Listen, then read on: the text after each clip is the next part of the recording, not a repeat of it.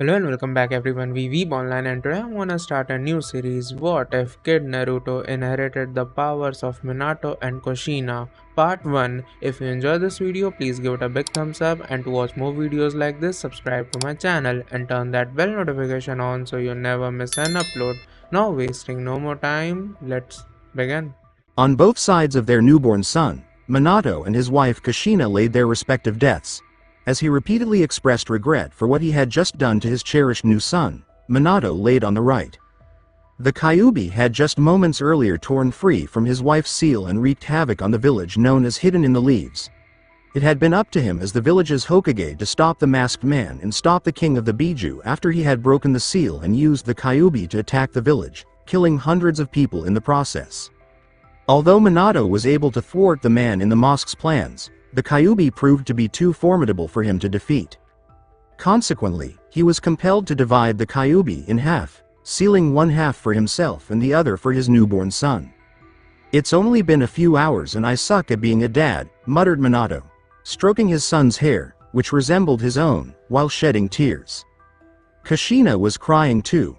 Her infant son had just become the Kyuubi no Yoko's third Jinchuuriki, and she was crying for the anguish and suffering her new son would have to go through due to the cursed demon that was sealed in his stomach, just as it had been in hers. She sobbed because she was familiar with the feeling of being looked down upon and detested by everyone for something she didn't want.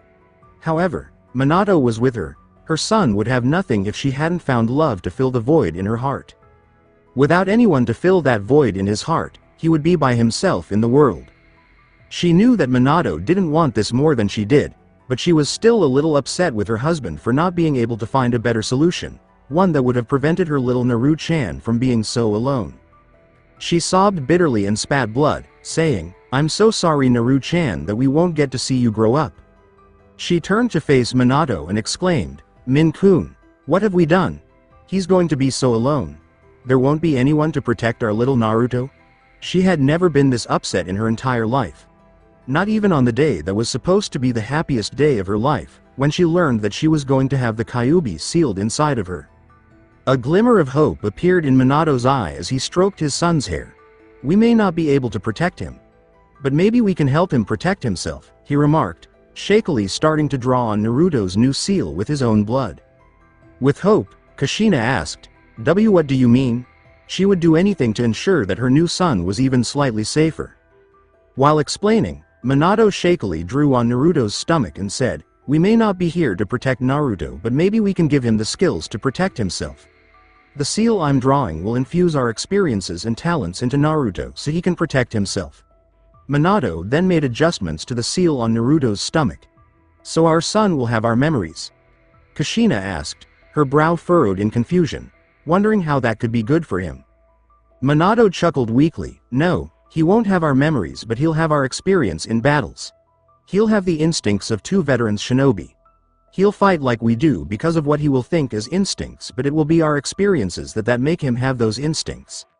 He'll be incredibly talented in most ninja art because he'll unknowingly will have years of experience in the fields." Minato explained further as he began to finish up the seal. Kushina gave her husband a feeble smile, saying that Minato should be trusted to go above and beyond to keep the people he loves safe. She was also vaguely relieved that their son would have some protection from the harsh, unforgiving world. "Naruto, don't be picky and grow strong. Make sure you bathe every day and stay warm. Also, don't stay up late. You need lots of sleep, and make friends. You don't need a lot of friends. Just a few. Ones that you can really trust. I wasn't very good at it, but keep up with your studies and practice your ninjutsu hard. Remember, everyone has strengths and weaknesses. So don't get too depressed if you can't do something well. Respect your academy teachers." Kushina nodded as she took Minato's hand and placed a hand on her son's head. "Oh, and this is crucial. Keep your mission earnings in a savings account. Exercise extreme caution when lending and borrowing money. These are the 3 prohibitions for a shinobi. Avoid alcohol until you are 20 years old. Moderate alcohol consumption can prevent health problems. Women are another taboo subject. Since I'm a woman, I can't speak too much about this, but just keep in mind that there are men and women in this world, so it's normal to be attracted to girls. Just don't fall in love with bad girls. Instead, find someone like me. Regarding the ban on trees, you should be careful around Jiraiya-sensei. Naruto, you're going to experience a lot of suffering and adversity from now on. Stay true to who you are. Have a dream, and have faith that you can achieve it. I wish I could stay with you longer because there is so much more that I want to impart to you, oh my goodness. She finished, clearing her throat and saying, I love you. With an apologetic smile, she said to her husband, Minato, I apologize for taking up your time. With a loving smile, Minato shook his head and said, oh, it's okay. He then turned to face Naruto and said, Naruto, my message to you is, I guess the same as your nagging mothers. His wife laughed. Kushina began to cry once more, saying, oh, I want to see him grow up so bad. With a knowing smile, Minato said, we will. I'm going to seal the last of our chakra in the seal as well so we can see Naruto again someday. Kushina nodded that she was ready and grinned at her husband. Before the seal triggered and claimed their lives, both parents turned to face the child separating them and embraced, saying, we love you, Naruto. Time jump. Aged 6 for Naruto, along with the rest of his class, stood in the academy clearing. Naruto knew he wouldn't fare well in their first day of taijutsu sparring with one another. The instructors at the academy had been undermining his education from the start. They gave him incorrect instructions on how to throw a kunai, showed him incorrect taijutsu stances, gave him incorrect hand form instructions, and put genjutsu on his test. They were exerting every effort to prevent him from ever becoming a ninja. He had no idea how screwed he would be if not for his odd instincts. He knew it wasn't right when they taught him how to throw a kunai incorrectly, even though he was unable to articulate why. Naruto adjusted his stance and grip until it felt natural, as if his body were alerting him to the fact he wasn't doing it correctly. This allowed him to toss the kunai precisely where he wanted it to land. After that, he simply disregarded all of the instruction his teachers had given him. Naruto was far from being a fool. He knew they would stop at nothing to make life difficult for him, so he chose to disregard their advice. Similar to the kunai incident, he adjusted his hands until they felt comfortable, and on the test, he easily answered the questions and dispelled the genjutsu that was placed on them. He entered the library under a henge and looked for scrolls on different taijutsu styles, but he was unable to find any that would work for his style of taijutsu. In the genin and higher sections of the library, all the scrolls that dealt with fighting stances other than the academy style were locked away. Being the highest ranking ninja in the particular section you were attempting to access was the only way to gain entry. Naruto's style was limited to the bits and pieces of the academy style he observed in the children who were taught the proper forms. I'm so screwed, sighed Naruto, scratching his sun-kissed hair. Perhaps I'll be fortunate enough to meet a girl. Then, perhaps, I could just overwhelm her, Naruto reasoned. While it wasn't particularly sophisticated for a 6-year-old. Iruka interrupted Naruto's reverie to begin the first battle between Shikamaru Naru and Choji Akamichi. Choji objected, saying, but sensei, I don't want to fight my friend. He had a kind disposition and detested the idea of hurting anyone, much less a friend. But you're not really fighting your friend Choji. You're helping him get stronger. Remember that even the Hokages spar with their friends to get. Iruka sighed as he explained the rationale behind the spar. Shikamaru then emerged from the white circle that served as the ring.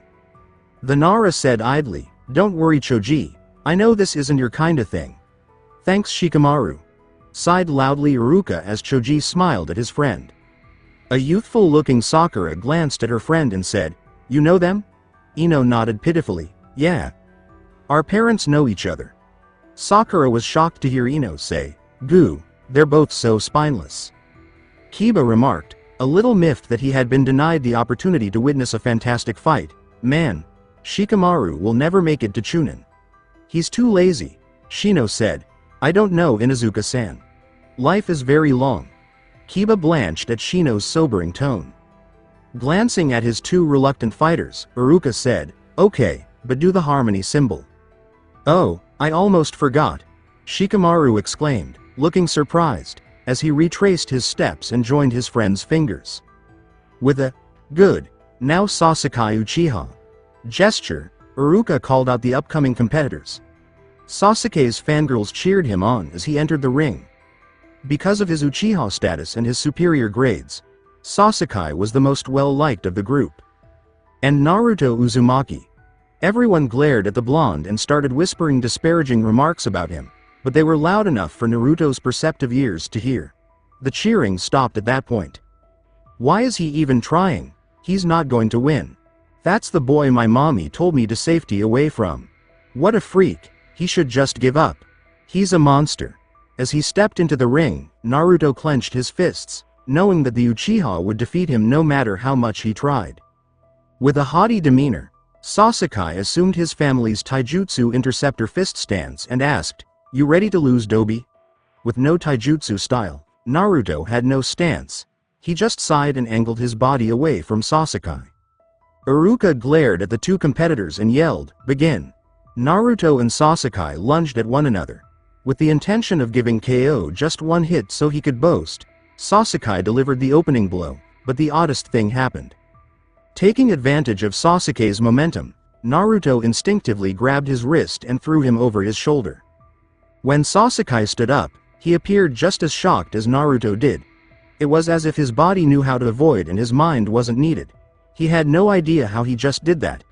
Is it comparable to hand size and kunai? Perhaps, he reasoned, there was still a chance for him to prevail. Sasuke was taken aback when Naruto hit him in the stomach with his fist as he ducked low and lunged at him. He launched a left hook to strike Naruto in the jaw, ignoring the pain in his stomach, but Naruto parried the blow by raising his forearm and grabbing Sasuke's arm by the elbow. Based solely on instinct, he struck Sasuke in the mouth as if to harm him. When Sasuke staggered back, the man kicked him in the stomach with such force that it knocked him out of the ring. Everyone was shocked to see Naruto defeat Sasuke. It appeared as though he was doing so effortlessly. Iruka gave a small smile, noticing that Naruto had been training by himself. With pride in his voice, he exclaimed, "Winner, Uzumaki Naruto." Naruto grinned, his happiness at having just prevailed beyond words. It was too good to believe, perhaps now, everybody would. "Cheater!" exclaimed Sasuke's fangirls, launching another round of insults at him that got worse than the last. They didn't think Naruto had defeated their Sasuke-kun, and they appeared utterly vicious. "I should have known that they wouldn't cheer for me," Naruto thought to himself as he started to run towards the fence and hop over it, sobbing a little while he did so. He gave them a sad look. Sasuke's gaze followed the blonde who had just defeated him. He was shocked to see that he had fallen short and vowed to hold the Dobi accountable for humiliating him in this way. After the matches at the academy, Naruto spent hours sitting atop the Yondai's stone head. When he was angry about something the village had done to him, this was his favorite place to go. Naruto was baffled by their intense dislike for him. They labeled him a monster and a demon, claiming that he killed their families and that he was deserving of the beatings, store exclusions, and scathing looks. It didn't matter that he didn't think he was a monster and didn't understand why they did those things. With the exception of his Jiji and Iruka sensei, the entire village detested him. As much as he could, Jiji, the village's Hokage, took care of Naruto. He resembled the grandfather he was never given. The only instructor who didn't attempt to harm Naruto's future was Iruka sensei, but due to the academy's organizational structure, he was only able to teach once a week until his last year. The only people who could tolerate his company were them. He questioned them on why they despised him and thought he was a demon, but they would never answer. With a sad, angry look, Naruto peered down at the village beneath him. How come they were unable to see that he wasn't a monster? That he never committed the crimes of which they accused him? Why were they unable to recognize that he was just a typical 6-year-old boy?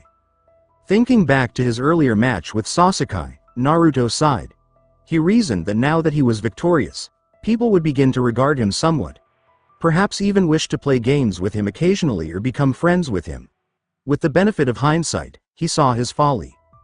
He ought to have realized that he would never be respected by his peers, and because he had injured the foolish Teme, now everyone would despise him even more. He still didn't know how he did it, but the shock of winning had been palpable. His brilliant mind had not had time to register the situation. His body simply knew how to respond. Though not quite as intelligent as Inara, Naruto was nevertheless very intelligent, and he could not for the life of him understand how his body knew what to do. Though he had considered it, he had decided not to tell Jiji about his strange instincts. What if that was the tipping point for the Hokage, and he began to view Naruto through those harsh, cruel, and hateful eyes? If Gigi gave him that kind of look, Naruto didn't think he could take it anymore. "I won't cry," Naruto said, brushing away a tear that was starting to form in his eye. "I'm not a whiner." Despite his vow, Naruto vowed as he kept wiping away the tears that were streaming from his eyes. Though he kept it a secret, Naruto was incredibly lonely. He pretended to be funny and pretend to be unaware that Naruto was by himself. He could not really rely on Gigi and Iruka-sensei because he was afraid that if he made a mistake, they would also come to despise him. All he wanted was one person he could completely trust, and with whom he wouldn't have to worry about the bitter taste of rejection. Thus, Naruto sobbed on top of his idol's head in spite of all of his attempts and promises. "Hey brat." Rewind 6 hours ago. With a worried look on his face, Hinata witnessed Naruto leap over the academy fencing. Naruto appeared extremely upset about being accused of cheating. Sakura worriedly asked her crush, "Are you all right, Sasuke-kun? Did that cheater hurt you?" as she walked to pick him up off the ground. With a harsh slap, Sasuke told her, "I'm fine." Sasuke was in disbelief. How had he fallen short against the Dobi? The class loser, really? All he knew was that when he got home, his father would give him a hard time. Sakura obeyed his orders despite appearing injured as Sasuke got to his feet. Iruka sighed, concerned for Naruto, as he observed his form retreat. It was obvious that Naruto had won with his own skill, so he looked hurt that everyone had accused him of cheating. Iruka was taken aback by Naruto's moves, which were undoubtedly not academy style. He intended to ask Naruto where he got the knowledge, but he fled before he could ask him. Iruka made the gestures for his signature jutsu while casting a dismal glance at the other students, who were still trash talking about Naruto. With a big head jutsu, he yelled, "Shut up, next contestant." Hinata left school and went in search of Naruto. She knew she would just stammer and pass out, but she still wanted to console the blonde and let him know that she didn't think he had cheated. But she was eager to lend Naruto a hand. Unbeknownst to him, Naruto had a significant impact on the life of the young Hyuga.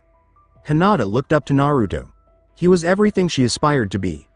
Happy, resilient, self-assured, and the list continued. She would have done anything to get her idol to take notice of her, but he never did. She was Naruto's complete opposite. She was timid, depressed, racked with self-doubt, and would cry non-stop if she made a mistake. Hinata made her way up the stairs to the summit of the Hokage monument, which served as Naruto's go-to retreat on bad days. Unbeknownst to our favorite blonde, Hinata used to follow Naruto on occasion. She was partially motivated by her curiosity about how he handled the nasty looks he received from everyone and partly by her desire to be close to Naruto. When she was upset, his calming presence instantly made her feel better. As anticipated, Hinata noticed Naruto perched atop the Yondaime's head. She observed him, attempting to muster the courage to approach and strike up a conversation. As she struggled to move her body, the minutes eventually stretched into hours, and she was met with a sight she had never expected to see. Naruto was in tears. Hinata was devastated to see her hero in such excruciating pain. "I have to relocate. I'm needed by Naruto-kun," she said to herself, and as she moved a few steps in his direction, two men materialized out of nowhere. Rewind to Naruto. With a slow turn of his head, Naruto realized that two Chunin ninja had been conversing with him. "Yeah?" he inquired, wiping away any remaining tears. "Well, we heard that you had managed to beat up Sasuke Uchiha in a spar today. Is that true?" inquired the Chunin on the left. After hesitating, Naruto nodded. This guy was giving him the creeps for some reason. The one on the right said with a deceptive smile, but it had the exact opposite effect on Naruto. The two Chunin exchanged sly smiles. "In that case, we need you to come with us." That type of smile had been seen by him before, and it had always resulted in injury. Slowly rising to his feet, Naruto gave them the impression that he was complying before acting. He lunged forward, took a kunai out of his holster, threw it at the second Chunin, and turned to flee. He also punched the person on the right in the balls. The unharmed Chunin pulled Naruto back by the hair and exclaimed, "Oh no, you don't, you demon." Naruto cried out in agony as he hit the ground. The Chunin placed his foot firmly on Naruto's chest and asked, "You alright?" as he glanced over at his friend, who was clutching his private area and glaring at Naruto with a hurt expression. With a quick kick to Naruto's ribs, the injured Chunin replied, Yeah, I'll be fine. I'll be even better when I make him pay for it later 10 times over. Alright, let's get out, Hinata screamed, leave Naruto-kun alone, and assumed her soft fist position. The two Chunin intimidated her, but she had to muster her courage to save Naruto. What are you doing? Get outta here, I'll be fine? Naruto yelled to the pale-eyed heiress as he turned to face the strange girl who had been fainting a lot. He gritted his teeth in agony as the Chunin drove his heel further into his ribs. Ah, is the little Hyuga gonna save the little monster? The wounded Chunin joked, the two of them grinning mischievously. Despite their taunts and Naruto's entreaties for her to flee, Hinata refused to back down because she had to save Naruto, whatever the price. With another smile on his face, the Chunin turned to face Hinata and gave her a devastating backhand that sent her hurtling through the air. After landing on her head and gushing blood, Hinata collapsed into a battered ball. Naruto-kun was in danger, but her head hurt even more from being split open, and her face hurt from being slapped. Hinata strained to stand back up on her own two legs. Just stay down, you Hyuga brat. You won't win. The Chunin who had struck her sneered as he kicked her legs out from under her. He then kicked her in the ribs. As Naruto clawed his way out from under the boot that was pinning him, Hinata let out a painful cry. Don't hurt her, you son of a bitch, he cried. As the Chunin who had been injuring Hinata picked her up and stared her in the eyes, the other Chunins rolled their eyes. Hinata gave the man's icy, onyx eyes a terrified glance before they glowed with 3 tiny tomatoes. Hinata would have been shocked to learn that Naruto and she were being harmed by Uchiha clan members if she hadn't been barely conscious. The Chunin on top of Naruto said angrily, "What are you doing? Now she'll know who we are." His partner hadn't given it much thought. He yelled, "Shut up, I know what I'm doing. You won't tell anyone about what happened here. You'll tell your family that you fell down the stairs to explain how you got hurt. If you tell anyone, I'll kill you," he said, peering deeply into Hinata's eyes. The Chunin ignored Hinata's terrified expression as the tomos in his eyes started to spin. With a command, "Now. Sleep," Hinata slipped into unconsciousness. "Now. Let's have some fun with the demon for shaming our family," he said to his friend, tossing Hinata aside like yesterday's trash as they both shunned outside the village. After several hours, hours later, when Hinata woke up, she was by herself in the dark of the night. A third of her face was covered in dried blood from her head wound, and although her ribs were hurting, she forced herself to stand on 2 legs. She had to lend Naruto-kun a hand. The Hokage always said that you have to be willing to make sacrifices for the people you care about, even though the threat posed by Uchiha scared her to the point where words failed her. The ideal that elevated Konoha to greatness was the will of fire. Though she was very young, she believed she knew what the ideal was. She used to cry when her family would treat her like trash and make fun of her, but now that Naruto was in danger, she had the strength to act morally and knew that saving Naruto was the right thing to do, even if it meant giving up her life before it was fully lived. Hinata went to the only person who would be concerned if Naruto was hurt because she knew she had no chance against the 2 Uchihas. She dashed to the Hokage's tower as quickly as she could. Alongside Naruto let out a silent scream. Hours had passed since the 2 unidentified Uchihas had tormented him to the point of human endurance, leaving him unable to cry out in agony or feel pain in his throat from screaming non-stop. Hours ago, he ought to have passed away, but his capacity for healing had kept him from accepting death. He berated his talent and yearned for the suffering to stop.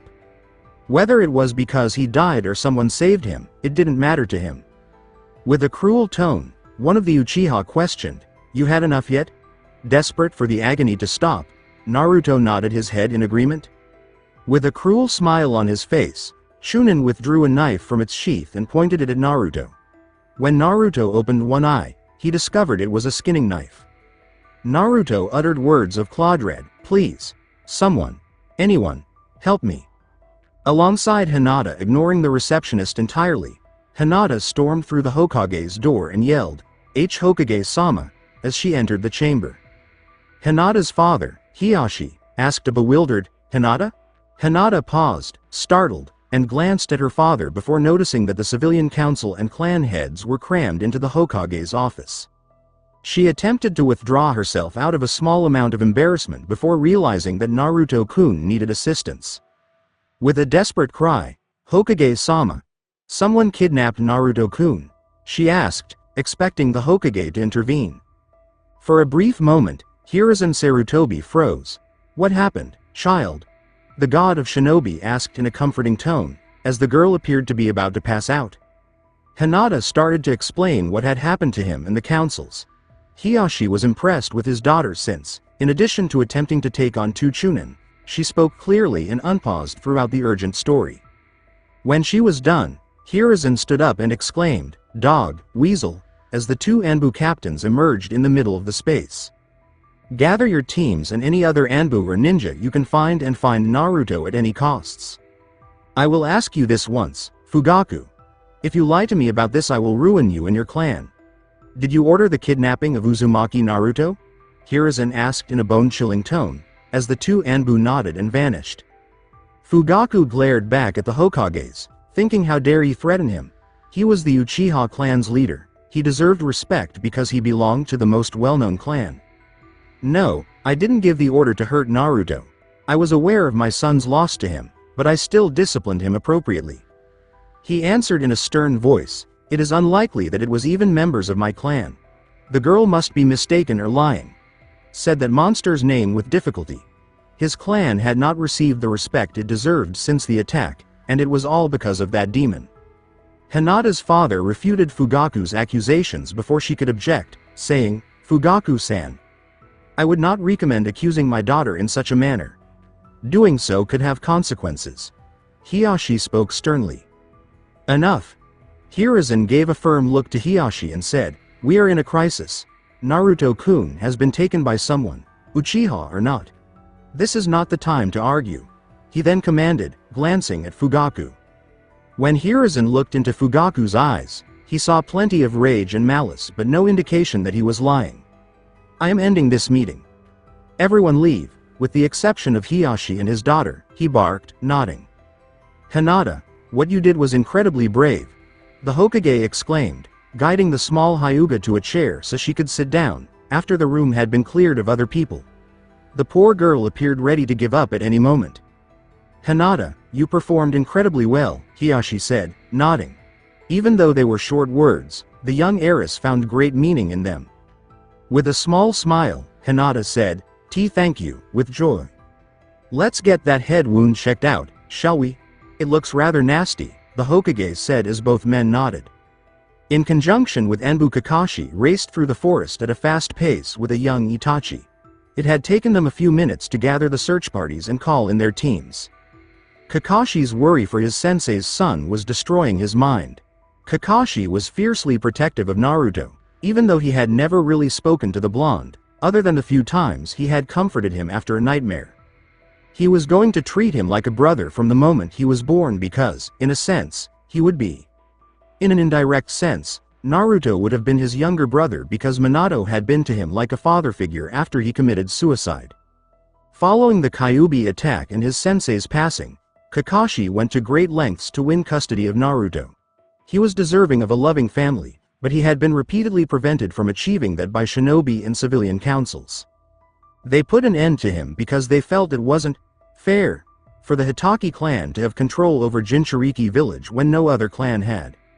It took the combined efforts of Guy and the recently returned Asuma to stop him from wreaking havoc on the village after the councils officially declared that he would never be granted custody of his younger brother. He went to the Hokage and requested a demanded it to be put on Naruto's protection detail so he could shield him from the shadows after it became evident that he couldn't protect Naruto during the day as a family member should. The Hokage consented, but only under the strict restrictions that he could never talk to Naruto and couldn't kill anyone who gave him a glare. The god of shinobi realized that if Kakashi had gotten to know his little brother, he wouldn't be able to convince himself to leave the village with Naruto in tow. Although Kakashi was disappointed that he was unable to speak with his younger brother, he was able to persuade the Hokage to give him the position of Junin sensei for Naruto after he turned genin. With an impatient tone, Kakashi asked Itachi, "How much further?" "Not much further, but it may take some time to break through the genjutsus around the shack. Only those who specialize in torture in the Uchiha clan know the exact location of the shack. So keep an eye out," Itachi answered. The aforementioned shack served as the Uchiha family's dedicated torture chamber in the event that they discovered an enemy attempting to steal clan secrets. For those who weren't Uchiha, it contained everything from your worst nightmare, and Itachi suspected that his clansmen had taken Naruto there. When they got close to the torture shack, they started dispelling genjutsu as soon as it revealed where it was hidden. It took them several minutes to finally breach the final genjutsu and discover the dilapidated shed. Rang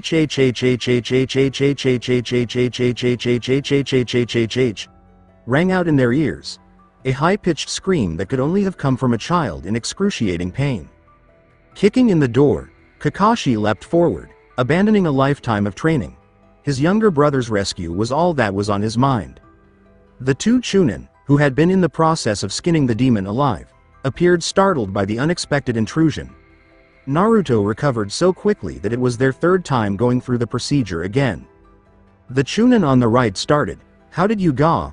but was interrupted when Kakashi's Chidori pierced his heart. While Itachi took care of his kin, Kakashi threw the now dead Uchiha aside like yesterday's trash and started removing Naruto from a table covered in blood. While he unfastened the boy, Kakashi attempted to console him, saying, hey, don't cry Naruto. It'll all be okay now, the bad men can't hurt you." But as soon as he released the final strap, Naruto leapt to his feet and hurried out the door. He just knew he had a chance to get out of the horrible room, so he took it because he was in too much pain to think clearly or comprehend the man's words. Naruto ran as fast as he could, ignoring the pain in his raw legs. He had experienced far more pain than that, so he could put up with a little more suffering if it meant getting away. "Naruto!" exclaimed Kakashi as he pursued the scared youngster. Naruto was too injured to pay attention, but he was still too slow to keep up with the Junin's speed. After landing a few yards in front of the masked man, Kakashi skidded to a stop in front of the boy and tried to reassure him, but Naruto wasn't listening. "Naruto, I'm not going to hurt you. I promise," Kakashi said. Even though his skin was growing back quickly, he was still in excruciating, mind-numbing pain. He was still able to feel all of the places they burned him, where they skinned him alive, and much more. Rather than seeing a savior when he saw Kakashi in his path, he saw someone who was attempting to return him to that room. Raising a scalpel he'd swiped as he dashed through the door, Naruto sprang forward and launched a zigzag charge at Kakashi. Naruto attempted to swipe at the masked man's throat when he got there, but Kakashi stopped him by grabbing his wrist. "Stop," Kakashi said, trying to calm the boy down, but Naruto responded by roundhousing his ribs. "He moves like sensei," Kakashi exclaimed, getting irritated as he pinned the boy's leg to his body. Surprised, Kakashi thought. Because he was an orphan and lacked clan techniques, Minato Namikaze created his own unique brand of taijutsu that depended on speed and unpredictability. Not content to stop there, Naruto threw a punch that Kakashi managed to avoid. Naruto kicked away from Kakashi using his free leg. Naruto was in a panic. He was unable to return to that room. Regardless of the expense, he managed to escape.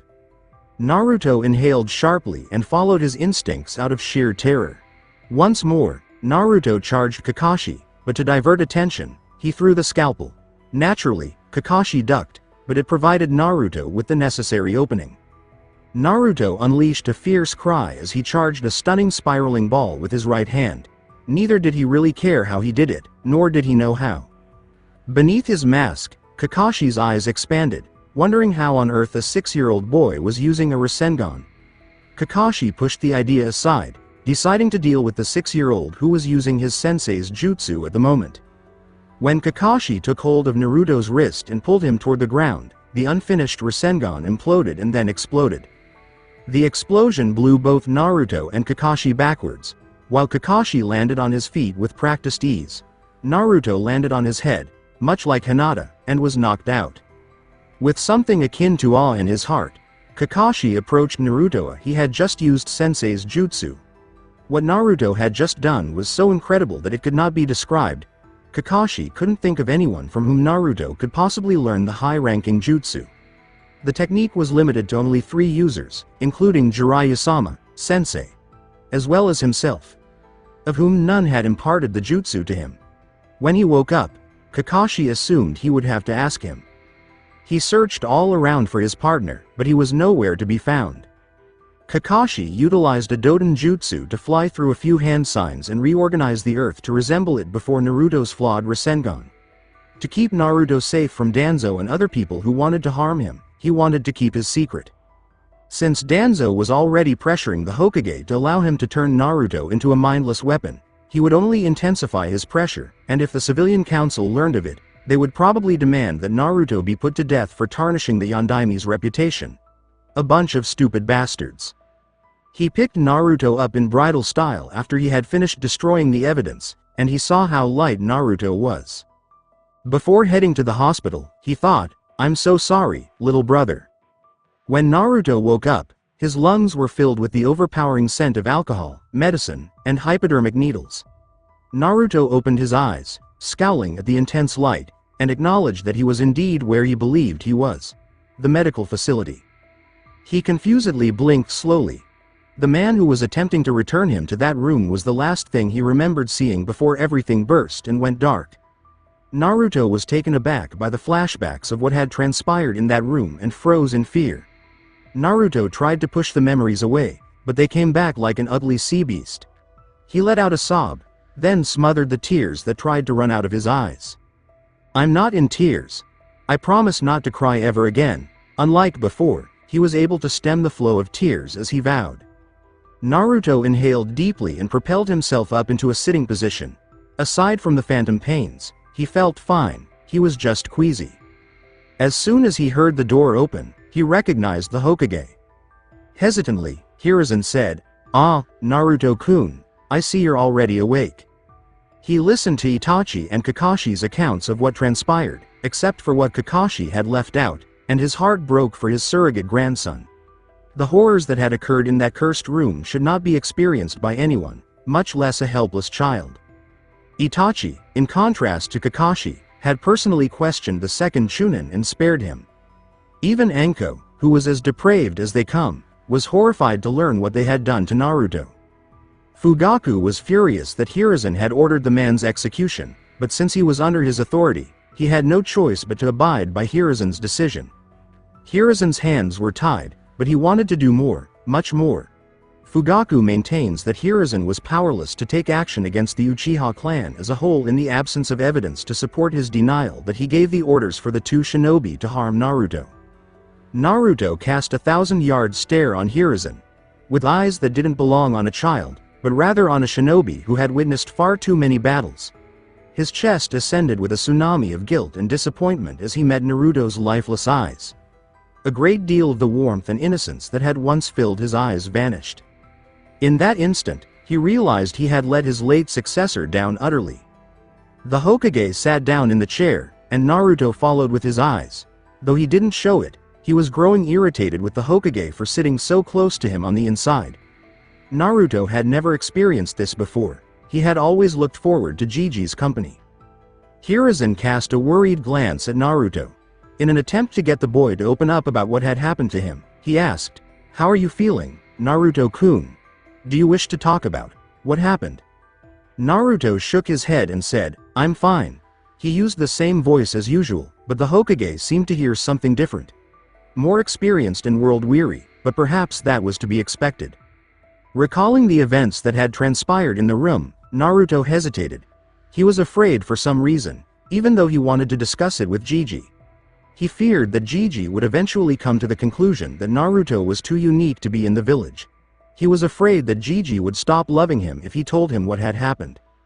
He also recalled the events leading up to his abduction and Hinata's heroic efforts to save him. Naruto said, his worried expression taking the place of his dejected expression, "Is Hinata-chan okay? She was beat up pretty bad when she tried to rescue me." After going through some of the most agonizing experiences imaginable, Hiruzen blinked and felt love for the boy surge. However, he was also worried about the courageous young girl who had attempted to save him. There was no difference in Naruto's appearance from Minato. With a smile, he addressed a relieved Naruto, saying, "Yes, she is doing just fine, Naruto-kun. She had a concussion and required a few stitches, but that is all. If she had lost her life attempting to save him, he had no idea what he would have done." "What's so funny?" the Hokage questioned. earning a curious look from Naruto. Again chuckling, the Hokage said, "You just reminded me of someone as all my boy." Curious as to who he had made Gigi think of, Naruto asked, "Who?" Though Hiruzen thought about lying to Naruto, he was sick of suffering. He declined to elaborate merely to steer clear of a discussion regarding the boy's father. He grinned and said, "You just reminded me of the Yondaime." He found amusement in Naruto's expression of surprise. He questioned in a tone of disbelief. Really? He was amazed that he shared traits with his hero. Naruto nodded in response to Hiruzen's nod. "Yes. Do you wish to hear how?" Hiruzen reasoned that he could tell Naruto about his idol as long as he didn't mention any notable individuals. Many years ago, at the start of the Third Shinobi War, this was also prior to young Minato's elevation to the rank of Hokage or his invention of the Hirai Shinjutsu, which earned him the nickname, Kohona's Yellow Flash. At the start of the war, Minato was a Junin assigned to take control of and hold a bridge that would allow us to sneak up on Kumo. Minato took control of the bridge rather easily for a young person. He was incredibly powerful but he lost ground and ended up holding the bridge with just 3 other Junin. Kumo was furious that Kohona had allowed us to attack them after the battle, so in retaliation, they sent out multiple platoons to retake the bridge in an attempt to degrade us and demonstrate that any territory we capture is easily retaken. Do you know what Minato did when he realized the enemy was going to attempt to retake the bridge? He discovered the platoons while scouting ahead with his toad summons. Naruto shook his head, enthralled with the Hokage's story. Even though Naruto had experienced horrific things a few days before, he was still a 6-year-old boy who liked stories. It was made even better by the fact that it was about his hero. He made the decision to hold his ground because he understood the importance of the bridge and that retaking it would have required 10 times more ninja due to the increased number of guards. He sent a messenger toad to Kohona to request reinforcements and gave his men orders to get ready for battle. Even though they were greatly outnumbered, Minato and his group continued to fight, using jutsu after jutsu after jutsu until they were exhausted from depleted chakra. The enemy arrived 2 days before the reinforcements did, but they held the bridge like the world depended on it. But as the day progressed, they were reduced to 3 Junin, then to 2, and finally to Minato alone, who was defending the bridge against a third of a platoon. Despite suffering from severe wounds and being close to overdosing on soldier pills, he continued to fight and refused to accept that his comrades' sacrifices had been in vain by holding the bridge by himself for the entire day. All by himself, he drove back wave after wave of enemy ninja, until only a third of the initial number was left when reinforcements arrived. Since Kumo was furious that they were unable to retake the bridge, they came to the conclusion that nobody else could. Though he was afraid for his hero, Naruto remained silent. The reinforcements arrived and treated Minato for his wounds, but while just about everyone was asleep, the Kumo ninjas snuck in and placed explosive tags on the bridge. Crinkling the sheets tightly, Naruto was waiting impatiently to see what would come next. When Hiruzen saw this, he smiled a little but went on. The bridge was destroyed in the middle of the night when Kumo set off the explosive tags. Fortunately, not many of our ninja were hurt in the first explosion because they weren't camping on the bridge, but big pieces of debris fell on their nearby camp. Despite his severe injuries, Minato saw that a big piece of debris was heading straight for a red-headed ninja. With his trademark speed, he pushed her aside and decided to let the debris fall on him, shielding the red-headed kunoichi. When he and the kunoichi were safe, the debris broke several of young Minato's bones, and he lost so much blood that he passed out. Days later, he awoke and, despite having just been through a lot, the first question he asked me was whether the kunoichi was okay. Naruto's eyes widened at that. You reminded me of him not just because your first concern was for someone else, but also because Minato was an orphan like you. Although Yondaime's accomplishments were widely known, few people took the time to find out how he got his start. Most people believed that he belonged to a small, obscure clan, but Naruto would never have guessed that he was an orphan. Really? He asked, sounding skeptical. Naruto couldn't believe that? Who in their right mind doubted the man who became the Yondaime? Hiruzen laughed at Naruto's ridiculous expression before continuing, yes. The Hokage nodded, yes, he was very much like you, Naruto-kun. Almost nobody believed in him. No one thought he would ever achieve anything, because he lacked a clan. They all believed he was untrustworthy or that he would never be able to gain strength. He never let that bother him, though. He continued to train despite everything they did or said. He fueled their skepticism, and you know the rest. In closing, Hiruzen expressed his hope that the boy would be motivated to put the incident behind him. Silent, Naruto could easily see the similarities between himself and the Yondaime. He could see what Gigi was doing. Gazing down at his hands, he contemplated how he could emulate the Yondaime by putting aside his doubts and pain in order to use them as motivation to achieve great things. Subsequently, he started to reflect on his lifelong desire to emulate the Yondaime. Given that the Yondaime had overcome great adversity to emerge as one of history's greatest heroes, why couldn't he also rise to the occasion? Furthermore, since he had endured even more than the late Hokage, he possessed an even greater source of motivation to surpass the Yondaime in strength. Though it was true that Naruto's eyes were still not as bright as they once were, it wasn't surprising given what the child had been through, and Hiruzen felt a wave of pride rise in his chest as he saw a determined glint return in both of his eyes. "I'm going to beat Yondaime Gigi. Just keep an eye out," Naruto yelled. "It feels so much better now, and I can't wait to start my training. But first I have to visit my apartment," before leaping out of bed and through the window. Fortunately, he was on the first story. The Hokage laughed at Naruto's antics and walked out of the room, but not before a doctor approached him in the hospital. "Hokage-sama, is there any chance you could spare a moment for me?" The doctor spoke in a slightly urgent tone. "I think there's something you should see in Naruto's chart." Hiruzen looked alarmed, held out his hand, and quickly looked over the chart for any anomalies, his eyes widening when he saw one. Client: Uzumaki Naruto, 6 years old. 3 feet 9 inches in height, blonde hair, blue eyes. High Kage is the chakra level. This has to be an error. Please pardon me, Hokage-sama, but we have run the test again, Hiruzen uttered as he gave back the chart. At the age of 6, Naruto was the Jinchuuriki of the Kyuubi, so his chakra levels shouldn't have reached high Kage levels on 4 separate machines. Even Kushina's levels weren't that high at Naruto's age, the doctor said, sounding almost scared, that he had never seen such levels in any ninja. Hiruzen froze at this. Could it be true? The only explanation that made sense was that Jiraiya had mentioned that the Yondaime's seal served as a filter for the Kyuubi's chakra and that, once a week, a small portion of the beast's chakra was purified before it was combined with Naruto's.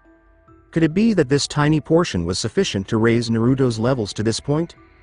As he left the building, he couldn't help but smile a little bit because he thought Naruto was the only person who could defeat the Yondaime. At the apartment of Naruto, locking the door behind him, Naruto entered his run-down apartment, which was on the small side but more than made up for it, he thought, with its balcony. The walls covered in dozens of posters of movies he had never seen because he was not allowed in the theater. His furniture had seen better days long before he had purchased it. His bed had more springs and holes sticking out of it than inside, all of which he didn't mind. He was going to make the most of his home, this one. Before deciding how he was going to begin training, Naruto went into his tiny kitchen to make himself some ramen. It was then that he noticed a small green scroll lying in the middle of his table. With confusion, Naruto surveyed his tiny apartment, wondering how someone had gotten in and why they had left him a scroll. He opened the scroll after picking it up. 6 a.m. Workout. 8 a.m. Practice taijutsu. 9 a.m. Instruction in ninjutsu. 10 a.m. 3 p.m. If expelled, the academy or library. 4 p.m. Harmonious energy. 6 p.m. Training with weapons. 7 p.m. Instruction in kenjutsu. 8 p.m. Training in ninjutsu. 9 p.m. Meditation. Naruto was taken aback by the contents of the scroll. He had been wondering for a while how he should train, and now he knew. He surmised that the Hokage had sent one of his ninja to break into his apartment and leave it once he had left the hospital, and although he was a little miffed that someone had broken in, he forgot about it when he saw the incredible training he had in store.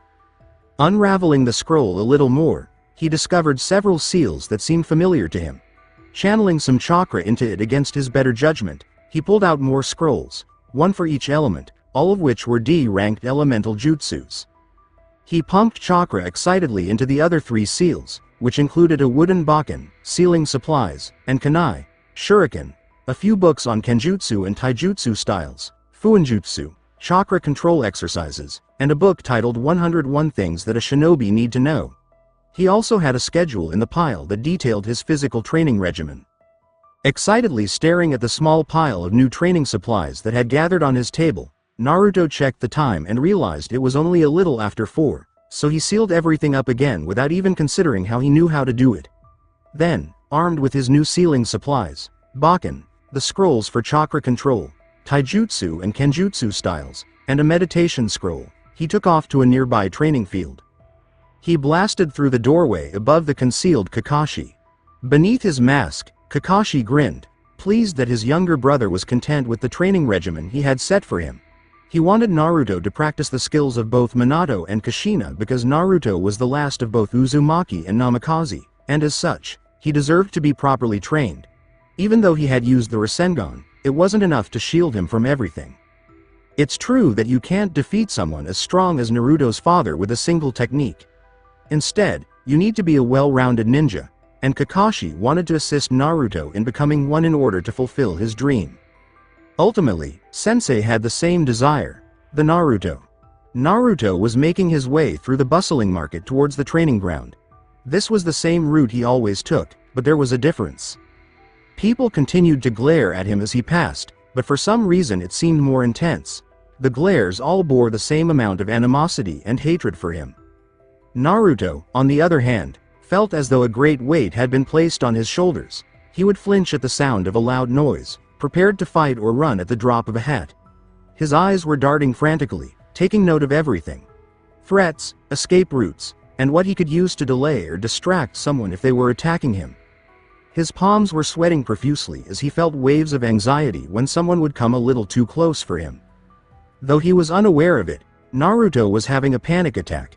He was breathing shallowly and was having difficulty stopping his heart from pounding. The boy suddenly lost it and launched himself into a full-out sprint out of the packed market. He knocked over a cart carrying cabbage, but he didn't Korea, he just had to get away. Naruto continued to move quickly until he arrived at the remote training area, at which point he stopped and began racking his brains to try to figure out what had happened to him. Taking deep breaths, Naruto calmed himself. Naruto had never been this nervous before, almost paralyzed with fear that someone was going to try to harm him. Naruto thought sadly, I guess it may be harder to put it behind me than I thought. He wanted everything that had happened to him to go away, but it seemed like it had affected him more than he had realized. Nevertheless, he refused to disclose the panic attacks to anyone, preferring to live with them for the rest of his life rather than have the two people who had shown him kindness treat him like everyone else. Though few people knew it, reading was one of Naruto's few escapes from the harsh reality of his life because books would never glare at him or deny him the right to exist for reasons that were unknown to him. Maybe training will help, he muttered to himself as he grabbed the chakra control scroll and started reading. No, books were meant to be read. It didn't matter who read them. With the help of the forest, Naruto was able to locate a leaf relatively quickly, and he was able to absorb the knowledge from the scroll's first chapter more quickly than any sponge could have. The chapter described the leaf chakra control exercise and its various stages. The book claimed that for kids of that age, mastering the first step of using chakra to make it adhere to the user's forehead would only take an hour or two at most. Naruto stuck the leaf to his forehead and started to channel chakra until he reached the point of contact. To his astonishment, the leaf blew out of his head the instant he let go of his hand, acting as though it were being blown away by a hurricane, then burned up from the intense chakra. Naruto blinked slowly, bewildered. The scroll certainly said nothing about that. With mild annoyance, he grabbed another leaf and experienced the same outcome. With increasing annoyance, he grabbed yet another and experienced the same outcome each time, and he was beginning to lose his cool.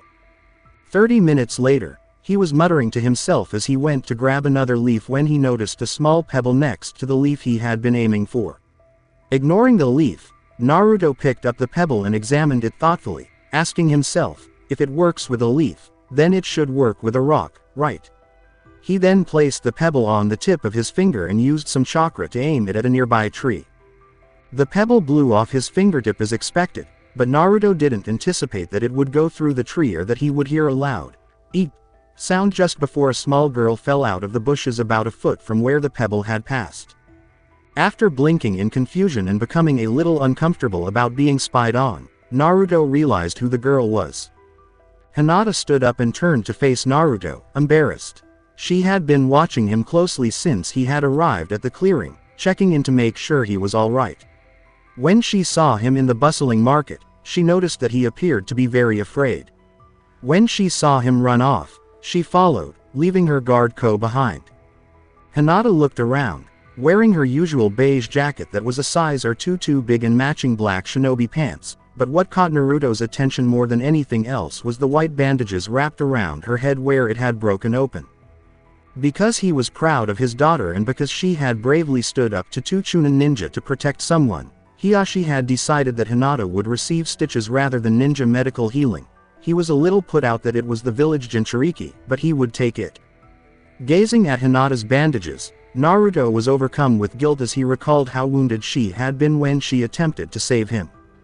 Naruto was staring at Hinata with his blue eyes, taking in every detail as she blushed angrily. "Why?" he asked in a hushed whisper. Hinata looked up in confusion. What? Why did you attempt to save me?"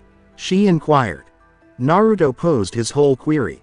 "I'm sorry that I couldn't save you," Hinata said in an upset tone, sounding almost tearful, as she started to play with her fingers, a nervous habit she had developed. Because I didn't want them to hurt you Naruto-kun," she stammered out before looking down at the ground in shame. With a worried expression, she glanced up at Naruto, who appeared to be doubting everything he knew about his life. Did they hurt you?" Recalling the harsh remarks made by the Uchihas, she inquired. Naruto looked down at the ground with a troubled expression on his face. "Yes," he replied simply. Hinata was filled with fear and wanted to cry, but before she could control herself, she asked, what did they do?" Tears stung at Naruto's eyes as he continued to stare at the ground, but he kept his word and answered, "Bad things," in a broken voice.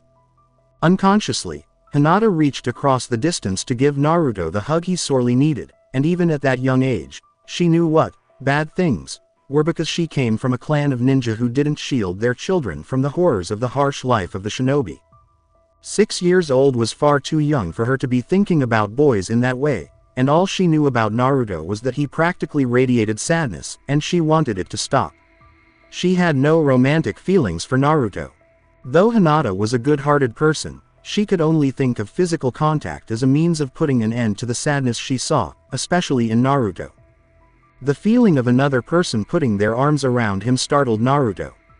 He could only think of one instance in his life when he had been hugged, and that was all from Gigi. He never would have imagined that he would ever hug a girl. They were both IKY, but Hinata was less so. In part because Hinata was his own age and he was bullied by kids his own age but was never beaten, but mainly because he felt like he could trust Hinata. He was so taken aback by the hug that he couldn't even consider having a panic attack or feeling like he was going to be attacked. He saw firsthand that she was willing to take a beating to save him, something he's never had to do for him, that he knew of.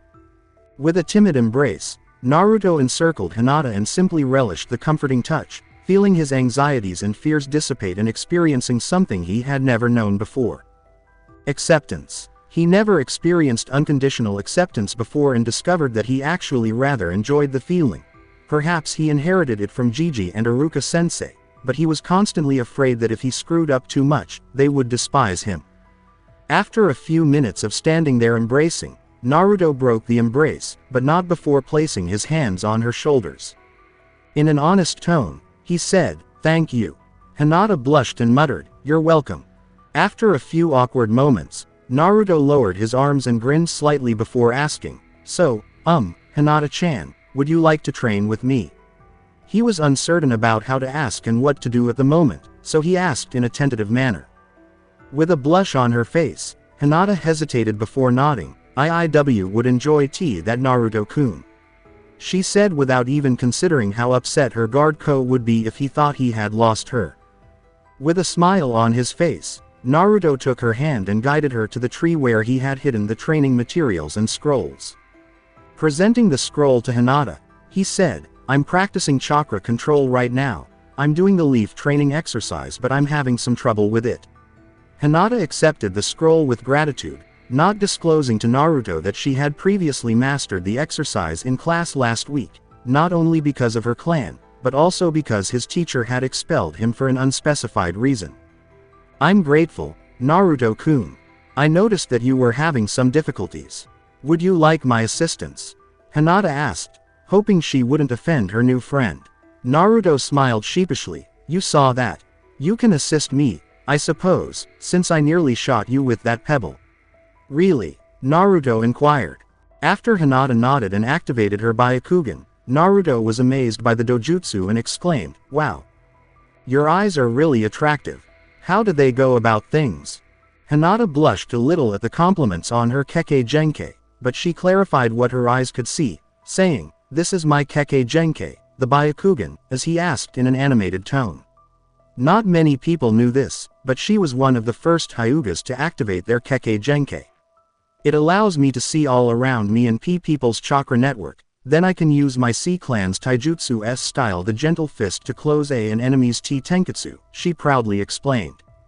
Once more astonished, Naruto uttered, thanks for your assistance, but how precisely are you going to do so? Naruto pondered. I'm going to measure the amount of chakra you're using and let you know if you're using too much or too little, she continued. Naruto nodded and took another leaf, pressing it to his forehead. Are you ready? He asked, and when she nodded, he began to shape the chakra. Hinata was left speechless as she observed Naruto's chakra coils in detail. Previously, she had only shown Naruto the appearance of her Kage Genkai and was unable to view his chakra network. Furthermore, she had previously examined the Hokage's chakra coils and was so taken aback that she forgot she was meant to be advising Naruto on how much chakra to use. Hinata-chan, everything all right? Hinata looked like a fish out of air, which alarmed Naruto, and he asked in a worried tone.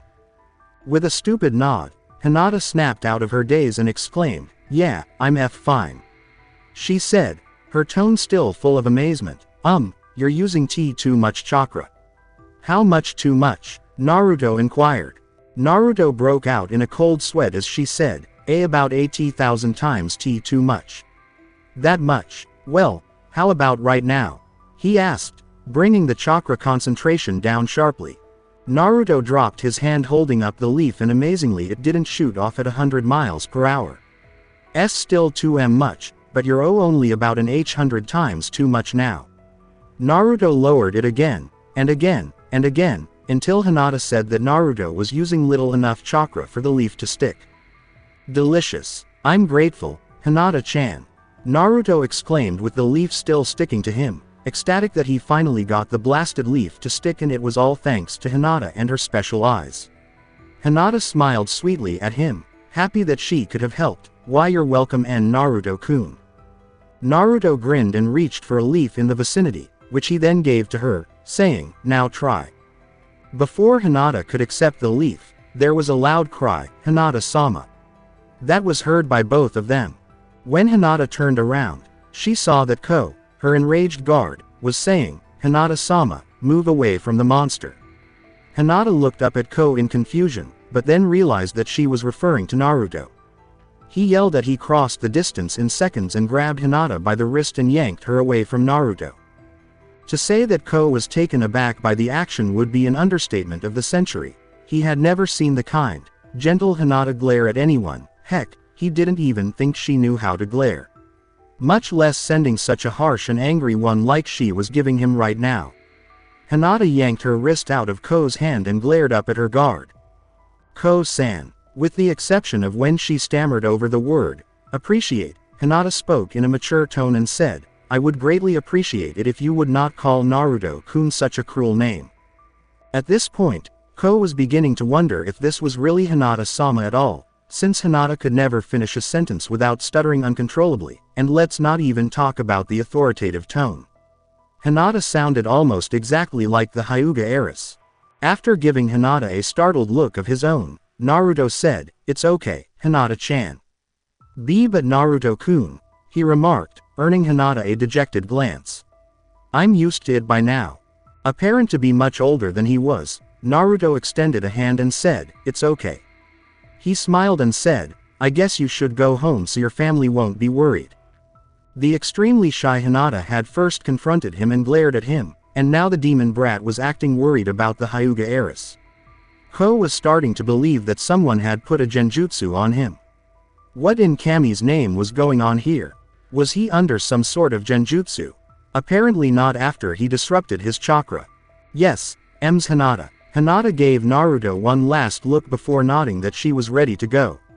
You were late for training, he said, attempting to move the conversation along quickly to avoid getting into more trouble with the main branch. After they both departed, Naruto spent several more hours honing his skills. As stated in the scroll in his apartment, he began training in Kenjutsu with his new Bakken. He chose to begin with the Uzumaki Kenjutsu style, also known as the Whirlpool of Blades, although Naruto was unaware of this. Naruto took to the style immediately, practically mastering the fundamental katas in an hour of practice. Naruto was at a loss for words, but his body seemed to know what to do. He spent some time practicing with the shuriken and kunai, aiming at falling leaves and trees. He made perfect throws with stationary targets, but he missed every other leaf. Following that, he began his training in Fuinjutsu, and there is no comparison for the speed at which he learned the art of better than a duck to water, quicker than a bird to the skies, faster than an Uzumaki. Naruto fully comprehended the information presented in the first chapter, surpassing the Uzumakis and their natural aptitude for it. As he read, he blew past the seals that attempted to stop him from reading ahead. Last but not least, Naruto started his meditation. He assumed the lotus position and attempted to enter his mindscape as the scroll had instructed, but he encountered unexpected resistance. Each time he attempted to enter his mindscape, a large white wall would greet him and he would always fail no matter what he did. This meant that he would not learn how to make seals in the scroll. After an hour of trying to break through the wall or looking through the scroll for answers, he decided to ask Gigi about the mysterious wall if he could not find an answer in the library. He packed everything up after the last hour and returned to his apartment. During training, with Hinata, Hinata waited in the dojo of her clan for her father to give her a lecture about how she was behind on her gentle fist training and he was disappointed in her for not taking her training seriously. After a particularly hard training session, he would insult her and call her a failure, casting those cruel, disappointed eyes that were almost identical to Naruto's. Then, if she was lucky, she wouldn't have to hide behind bushes or walls. Perhaps Naruto would let her train with him once more, or perhaps he would even give her the same hug that she had given him earlier. After that, she would cry and run to Naruto for comfort. Hinata blushed as she recalled how pleasant Naruto had felt. She wasn't sure why she was blushing, but she assumed it was from embarrassment over her audacity. As her father entered and gave her a stern look, Hinata prepared herself for the inevitable lecture. Where did you go to the afternoon workout? I was training with Naruto-kun, she replied, gritting her teeth to brace herself for the stern tone, to which Hiyashi already knew the answer but wanted to hear it from his daughter. I see. Very well, Hisahi replied, taking pleasure in his daughter's bewildered expression. Ko had told him that Hinata had vanished from his care for an hour, and he had also described in great detail how Hinata had protested when he had insulted Naruto after he had found her again. Had he not known that Ko was too scared to tell the truth, he would never have believed him.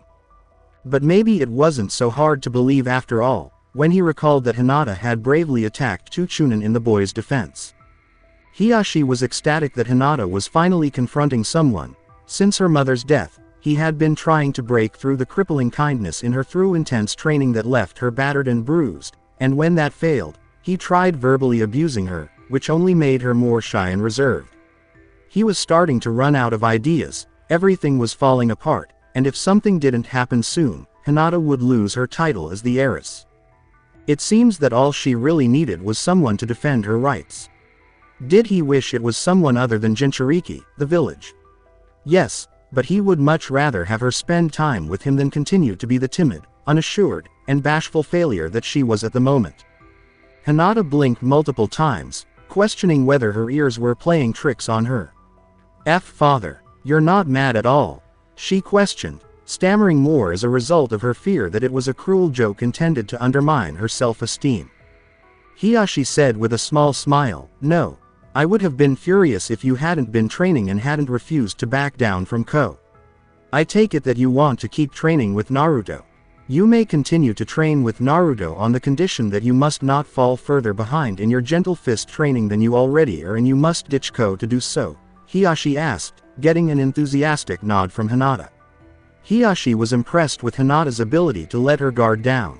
Ko had been handpicked to protect Hinata because, although he was a talented branch member only surpassed by his late brother Nejiya, escaping a Hyuga was no small feat. Even as a young boy, he could never manage to escape his guard for more than 5 minutes, much less an hour. It was risky for her to go about unsupervised, but Hiyashi was sure that nothing would happen to Hinata as long as Naruto was around. If he was really Minato's son, he would hold off any attackers long enough for help to arrive. He wanted her to train the skill because it would be invaluable for her shinobi career. Hiyashi blinked in surprise, having not seen Hinata look so happy since before her mother passed away. Hinata tried to hide her happiness, but she was unable to contain it when a full-blown smile appeared on her face. "Thank you, father," bowed low, Hinata said. She spoke without stuttering, and Hiyashi nodded after giving an inward smile. Hinata jumped up and obeyed, saying, "Since you missed today's training, do 10 laps around the courtyard." And at the end of the day, she still had a tiny smile on her face. The following day, being the first person in the classroom, Naruto was a little worn out from his morning's almost insane workout. He'd almost blenched when he'd actually read what the physical training involved, which began with 5 laps around the village, then 50 pull-ups, which were immediately followed by 100 push-ups, the same amount of sit-ups, crunches, and squats, then a variety of other exercises he couldn't quite put into words, other than to say they were extremely painful and difficult. Apparently, whoever had given him the workout was aware of his extraordinary stamina. After finishing on schedule, he immediately began training in taijutsu, deciding to start with the cheetah style since it was fast-paced and unpredictable, which was exactly his style. He had an extreme aptitude for it, but there were moments when the movements felt awkward. On certain stances, his instincts told him to do something different from what the scroll in front of him told him to do, which confused him, but he tried to ignore the instincts because he knew the stances were correct. All in all, it had gone well, but not as well as he had learned the other things.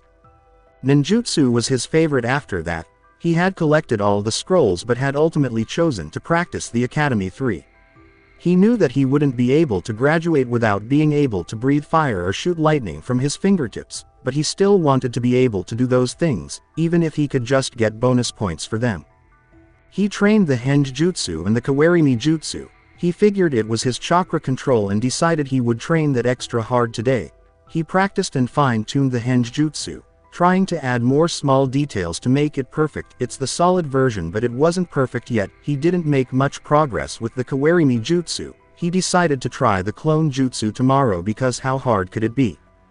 He had gotten the book from Iruka-sensei before class started, and since he had another panic attack on the way to the academy, he concluded that people were the cause of the attacks. He therefore read the book about the founders of Konoha while reading in the quiet corner at the back of the classroom. Iruka was worried about Naruto. He had heard that the boy had been kidnapped over the weekend, but he had no idea who had taken him or what had happened to him while he was in their care, other than the fact that the ordeal had clearly left a scar on the young man.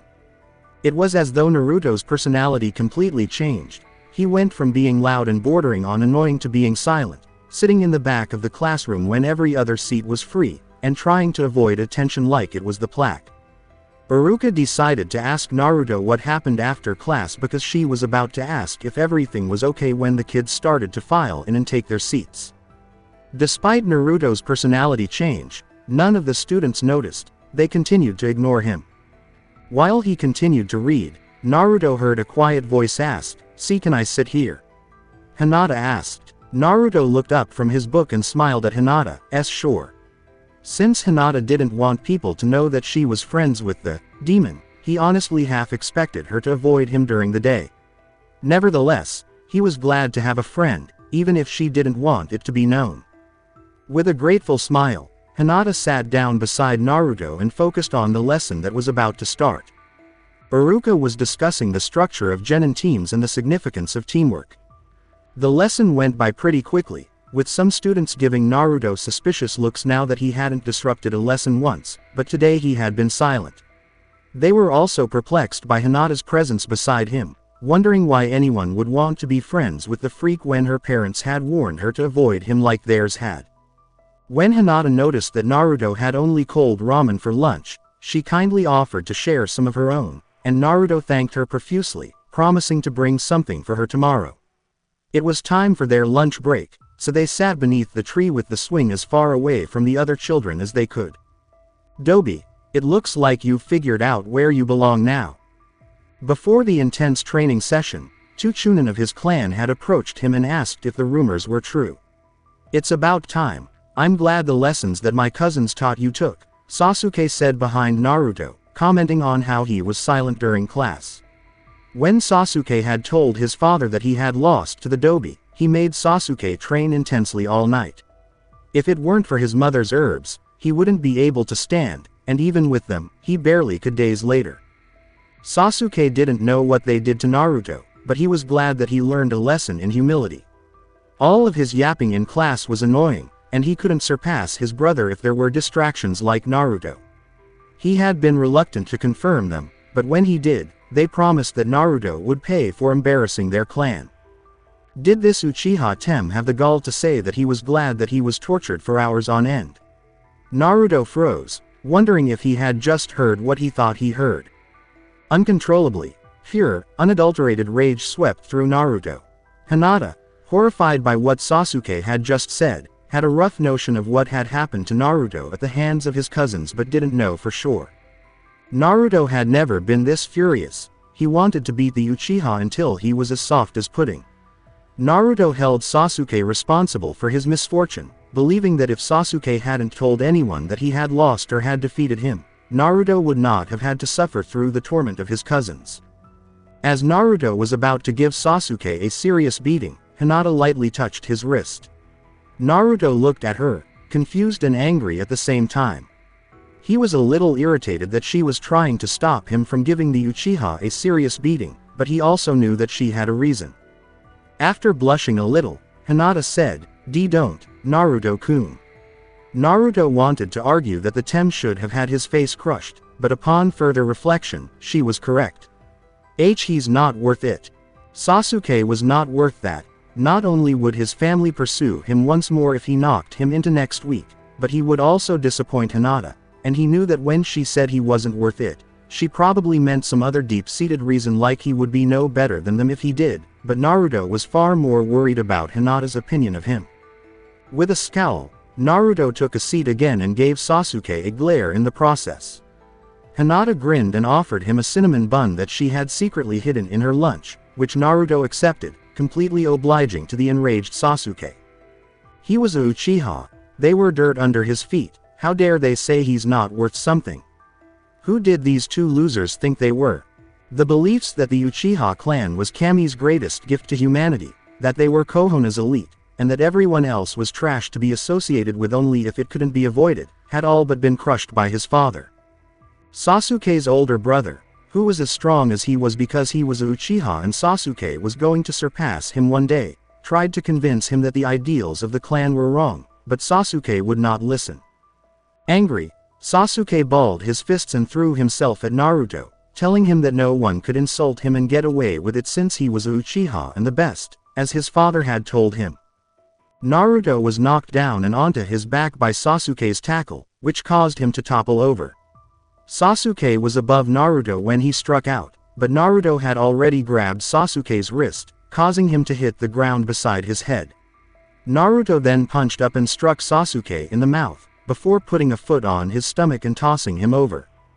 A blue-haired girl leapt in front of Sasuke's attack, just as he managed to regain his balance and attempt to strike back at Naruto for the punch, but before the blow could reach Naruto's cheek, the two boys scurried to stand up and attack each other. Hinata was knocked sideways by the blow. She attempted to break up the fight between the two boys because no teachers were nearby to witness it, but she intervened too late and was struck instead.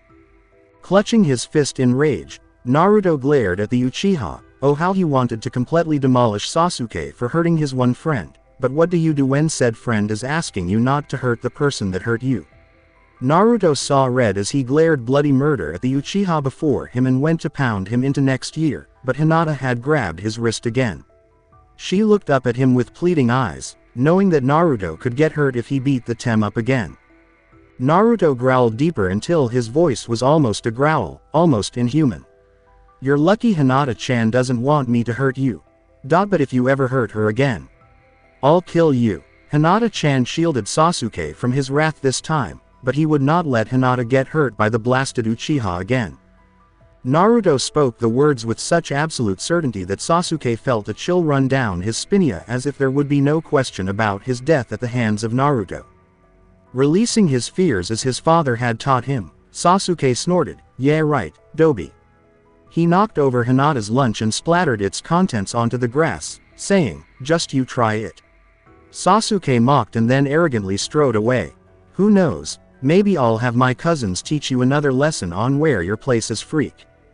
After he left, Hinata let go of Naruto's wrist and he helped Hinata clean up her lunch before they did the same, but before they entered, Hinata said, I'm sorry for stopping you but," Hinata started, afraid that Naruto would be angry with her, but Naruto stopped her with a hand again.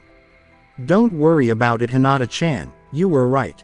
Trash like him isn't worth it, but I will kill him if he ever hurts you again," he uttered in a voice that belied his age. Hinata gave Naruto a shy look. While she was grateful that he was prepared to go to such lengths to protect her, she was also a little uneasy that he was threatening to kill someone. "Is your cheek okay?" he asked, his tone lowering, then grinning lopsidedly at Hinata, who looked relieved and nodded. "Do you think you could train with me after school today?" he inquired. After a moment of hesitation, Hinata nodded, beginning to make plans to dump Ko. Grinning, Naruto took her hand and guided them both back to the classroom. Naruto had been training for a month to surpass his idol, and in that time, he had made unbelievable progress. Nobody knew that he wasn't a natural prodigy, even though he was the greatest in hundreds of years. In all the areas he had trained in, Naruto had advanced amazingly. Interestingly, once he mastered the level he was on, the seals that kept him from reading anymore would disappear. As he continued his studies in Fuinjutsu, he set out to find out how the seal determined when he had mastered the level. He was proficient in both the whirlpool and cheetah fist dance styles, both at the beginner and expert levels. Naruto reasoned that since the whirlpool dance resembled his own Kenjutsu stylia, the whirlpool of blades stylia, that they were probably made by the same people. He practiced the fundamentals until they became reflexes rather than mere instincts. Though he continued to occasionally act on instincts, this was the first time he disregarded them. Even though Naruto's instincts were severely hindering his ability to advance in taijutsu, he was still very good at everything else. His level of physical fitness also rose. He was now able to double the initial timetable. Naruto knew that his healing rate was unusual due to his Uzumaki ancestry and the yang chakra of the Kyuubi. Naruto healed so fast that he didn't bother limiting his training. Why should he hold back when he knew he would heal? Day by day, he conditioned his body into the ground. In that sense, the Shodai Hokage once said, "There is one thing more frightening than someone who knows their limit. Someone who knows that they don't have one." Naruto fit the description of that person quite well. Because Hinata packed him lunches every day, he was gaining muscle. He was no longer a waifish twig, though he remained slender. He continued attending the academy every day, but he showed no interest in what they had to teach him. He only paid attention when Iruka-sensei was lecturing, and even then, he was mostly familiar with what Iruka had to say. The only reason Naruto showed up was because of Hinata-chan. In addition to wanting to keep her company during the dull classes, he also wanted to monitor her behavior to make sure she didn't try anything. There was no rivalry between Naruto and Sasuke because that would indicate that their skill levels were similar. Sasuke was consistently defeated by Naruto in all areas, including accuracy, sparring, jutsu, and grades. The teachers were threatened with a very painful and bloody end by a certain masked ninja if they persisted in trying to sabotage Naruto's education. To Sasuke's ire, Naruto defeated him in every way possible. Sasuke had searched for and failed to locate the two ninja who had previously taught Naruto a lesson. All the other ninja he had asked to help with the task had declined. The Hokage had declared that if any ninja were to hurt Naruto in any way, they would not only be put to death but also have their identities removed from Kohona's records and interred in unmarked graves. The village was quite disturbed by that, but the Hokage's word was final. Naruto would constantly make fun of his fellow student because he knew that Sasuke was looking for more people to torment him. Though Hinata understood Naruto's motivation, she thought it was trivial. Sasuke made an effort to protect his dignity and self, but he was essentially powerless. He tried to verbally attack Hinata as a form of compensation, but that stopped after the first encounter since Naruto was superior to him in every way. He was told not to offend Hinata-chan by Naruto, who had shattered his arm like a twig. He truly meant it when he threatened to kill Sasuke and anyone else who stood in his way, even if he only damaged a single hair on her head. For the remainder of his natural life, he would protect Hinata because she was the only person in the world he could truly trust. And his unnatural one, too, if he had a say in the matter. With Hinata's help, he was making progress with his chakra control. Every day for the 2 hours that he practiced the art, she would leave her guard, Kotem, and assist him with it. It turns out that, given the right incentive, she was every bit as cunning as Naruto. He was proficient in every level of the tree walking exercise and the leaf exercise. Hinata was also becoming more adept at controlling her chakras. She could now walk on walls and was even learning how to walk on water. For a minute or so, she could stay shin deep without falling in. It was far more difficult than walking up trees, and she could not have done it for more than 5 minutes with her 6-year-old reserves. Naruto and Hinata were also compelled to train while on the go. It turns out that Ko was unaware of Hiyashi's arrangement regarding Hinata's training with Naruto. They never trained in the same location twice and never spent more than an hour at a clearing because of his relentless pursuit of them in an effort to spend more time with Naruto. Their best time was 4 hours. Naruto was making great progress with his kenjutsu. He was working his way up to expert after finishing the basic and adept levels with ease. Hinata had graciously declined his offer to teach her the gentle fist, since it needed to be used with both hands to be fully effective. Hinata was also making good progress with her gentle fist. In her training, she gained back all the lost ground and then some. To assist her, Naruto would forego kenjutsu or weapons training every other day. He behaved much like a test subject.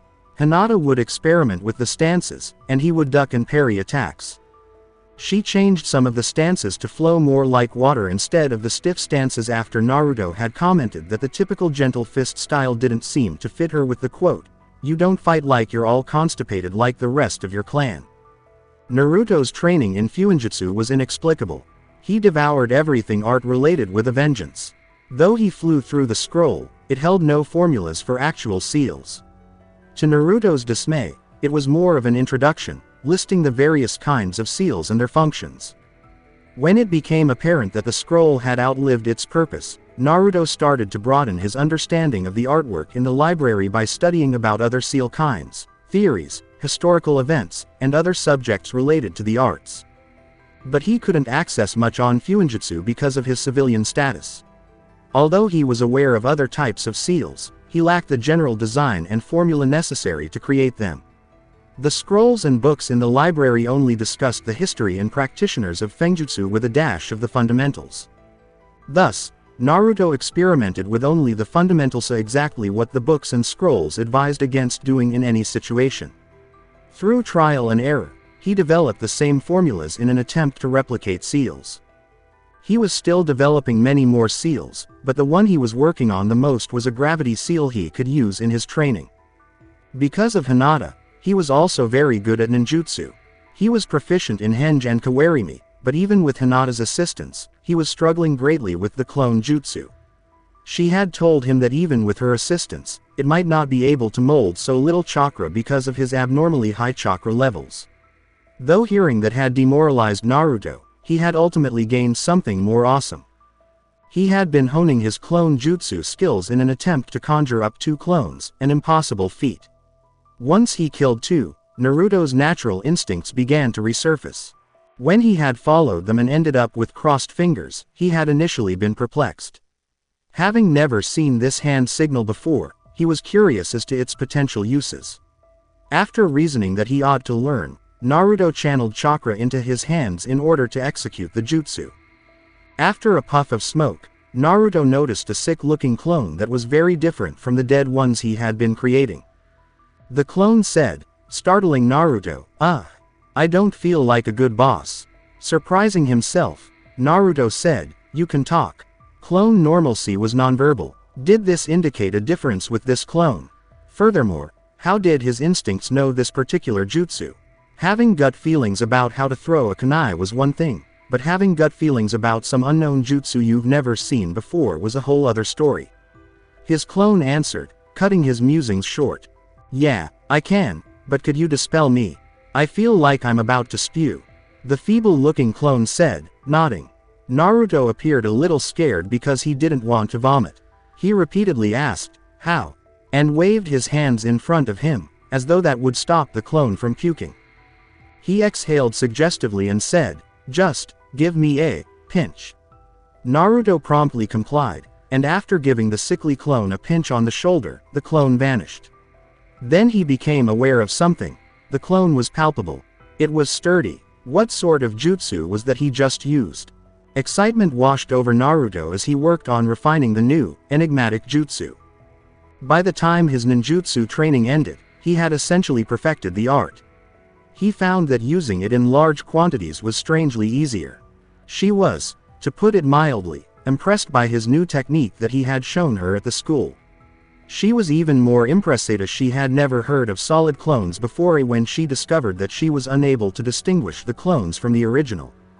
Naruto still hadn't discovered the unique power of the unidentified jutsu, but it would eventually. Naruto's meditation was still coming to a standstill. He was heading to the Hokage Tower right now because he was still stuck at the first step and felt that it was finally time to go ask Gigi for some assistance. Shortly after, Naruto reached the tower and walked straight past the receptionist, who informed him that the Hokage was busy and he couldn't just stroll in. Naruto walked through the door of the office and called out, "Yo, Gigi." With numerous thick stacks of paperwork stacked on either side of him, Hiruzen was seated at his desk. Raising an eyebrow, he wanted to know why Naruto was paying him an unexpected visit. "Hello Naruto-kun. What are you doing here?" he asked, waved off the irate receptionist. Hiruzen's eyebrow raised even more when Naruto exclaimed, "I need your help with my training. My meditation won't work." He had no idea how far he had come, nor did he know about the mysterious scrolls that had found their way into Naruto's house. Hiruzen repeated, "Meditation," as if to find out what sort of training Naruto was engaged in. "Why are you meditating?" he inquired. Typically, meditation was practiced by shinobi from higher clans, not by 6-year-old boys who found it difficult to remain motionless. With a confused expression on his face, Naruto had believed that Gigi had been the one who had given him the training all along. Naruto yelled, "You don't know, but you gave me that training schedule. Who did it if Gigi wasn't the one?" "No, that was not me Naruto-kun. But why don't you tell me what you have been doing for your training?" Hiruzen said, puffing on his pipe. That might provide him with hints as to who was instructing Naruto. Naruto nodded. "Well, after I got out of the hospital a month ago, I went to my apartment to go grab some training clothes. When I walked in I saw a green scroll on my table and it was full of Kika. But training. I've already mastered the basic and adept levels in everything in the scrolls though, and I've finished the one in Fuinjutsu. Could you get me more scrolls on it? It's my favorite. Anyway, it had stuff full of Fuinjutsu, Kenjutsu, Taijutsu, Jutsus, chakra control, and meditation scrolls and books that I learned from. It also had me doing laps around the village and other exercises, but I've pretty much doubled what it told me to do originally," Naruto said with pride. Hiruzen took a slow blink. Naruto seemed to have been quite busy after their hospital conversation, from the sounds of it. When he heard that Naruto had easily broken the arm of Fugaku's second son, he knew that the character had been training hard. He could still recall the commotion the Uchiha had caused over it. And did he really say that in just 1 month, he had mastered both the basic and adept levels of all those things? How on earth could that have happened? Hiruzen came to the conclusion that Naruto was probably exaggerating to show him that he was progressing even though it wasn't really necessary as he gave it more thought. In an attempt to figure out who had trained Naruto, he asked, "Oh, that certainly is impressive Naruto-kun. What Kenjutsu and Taijutsu styles are you learning? I'm learning the cheetah style and the whirlpool dance style for Taijutsu. For Kenjutsu I'm learning whirlpool of blades. Naruto said proudly. Hiruzen realized at that very moment that he would be speaking with a certain masked, silver-haired ninja. He would be familiar with both Kushina's and Minato's Kenjutsu and Taijutsu techniques anywhere.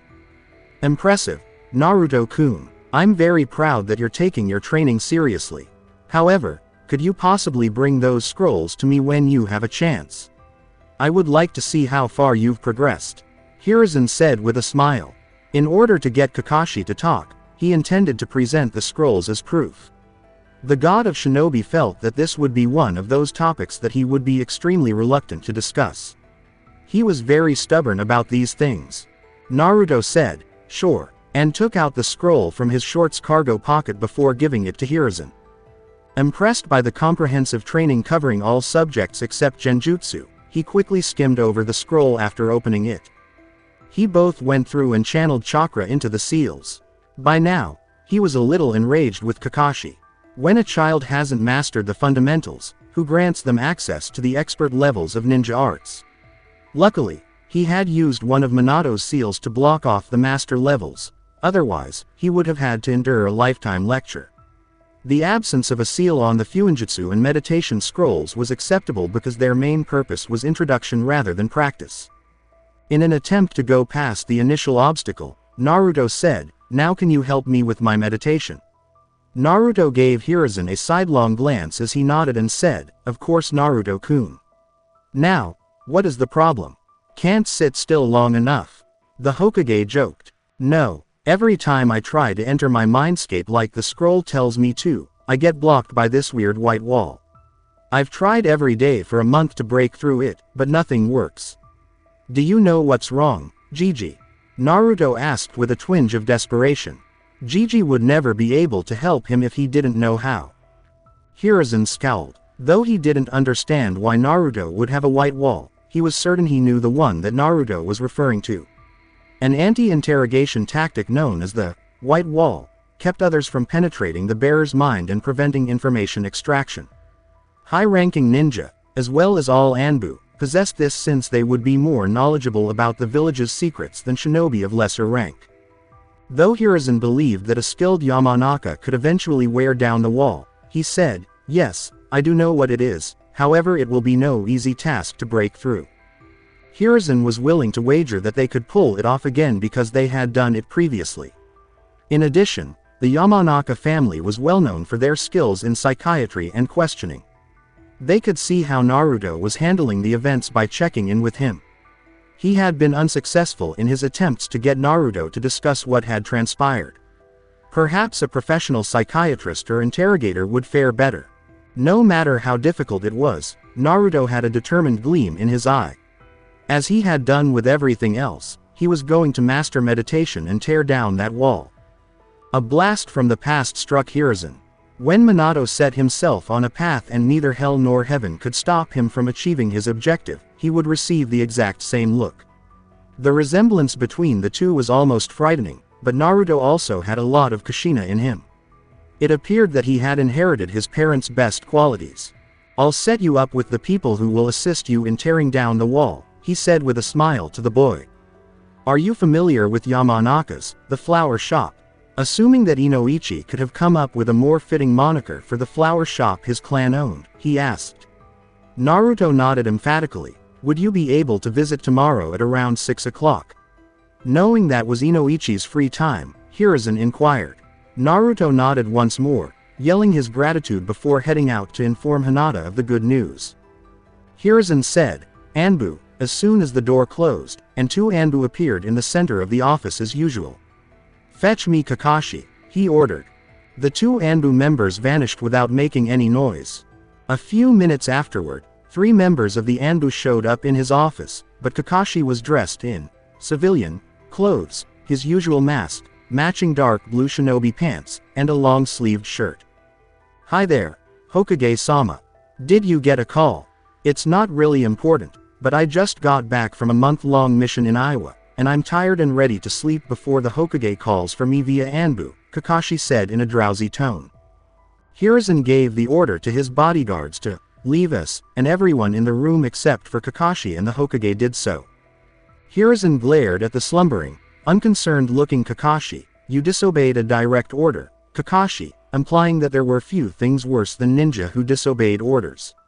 Kakashi responded, "Oh, Hokage-sama, in what order would that be?" With a tone of painfully fake innocence, he asked. It was one thing to be disrespected by his surrogate grandson, but it was quite another to be disrespected by a nearly grown man. "I gave you strict orders that under no circumstances were you to have any contact with Naruto Uzumaki," Hiruzen said, growing irritated with Kakashi's lack of decency. Hokage-sama, that's not the order I recall you giving me. If my memory serves me correctly, you gave me the order to never speak to Naruto," smiled Kakashi. Hiruzen silently cursed Kakashi for always finding a way to make things work. Hiruzen attempted to put the pressure back on Kakashi by saying, "I would call you leaving a scroll in Naruto's apartment a form of communication, and that's close enough to speaking in my book." Fake surprise caused Kakashi's eyes to widen. "Is that where that went? I've searched everywhere for that." He let out a half-hearted exclamation, not bothering to lie as much as he usually did. Even though he knew that sabotaging the Hokage would not be good for his career or health, Kakashi sort of put the blame for Naruto's misfortune on the Hokage. If he had been granted custody, none of those things would have happened to Naruto, and he would have kept him safe from those damn Uchihas, even if it meant dying. Hiruzen took his turn to glare at Kakashi, saying in an irritated voice, "I find it hard to believe that a shinobi who made Junin at the age of 13 had the sudden urge to master the basics of meditation and fuinjutsu." With a small laugh, Kakashi said, "Well, I did become a genin at 5, maybe I wanted to brush up on the basics." According to Naruto, he discovered this in the middle of his table. "Would you mind sharing how you were able to drop it there? Gravity is such a fickle thing. I'm not upset that you gave Naruto a training schedule to adhere to," Hiruzen said with a loud sigh as he started to fill his pipe with tobacco. "If anything, I'm appreciative. Naruto wants to be better than his father, and he has a chance if he follows your advice. However, I simply cannot stand it when you heedlessly grant Naruto access to expert-level moves without first ensuring he has mastered the fundamentals." It was true that he was more worried about Kakashi endangering Naruto with the training than he was about him making contact with Naruto. In fact, he was more prepared for Kakashi to have disobeyed that order years ago. "You're lucky that you sealed the master rank, or I would have half a mind to strip you of your rank of Anbu," the Hokage threatened, changing tactics.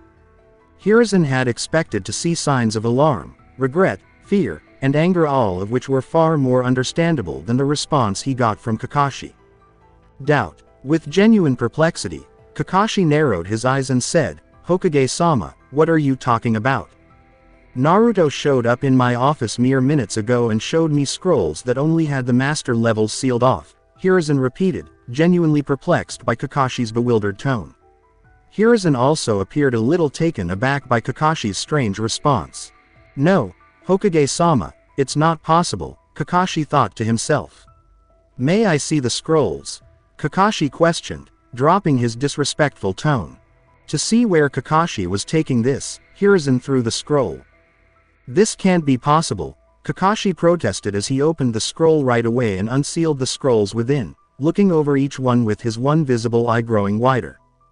It appeared as though Kakashi had seen a ghost. "Explain what is going on, Kakashi," Hiruzen ordered. "The thing is, I did seal off everything but the basics," Kakashi said, his tone full of surprise and skepticism. A bewildered expression crossed Hiruzen's brow. "So what happened to them?"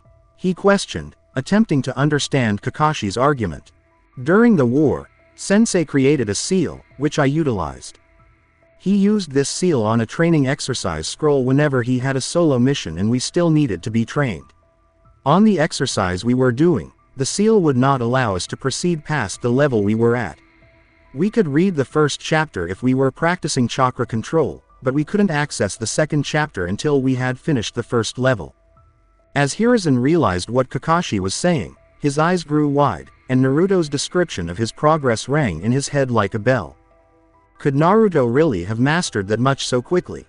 "Hokage-sama, please. I left this for Naruto. in case you weren't able to see through my crafty deception. However, this was meant to last for a few months.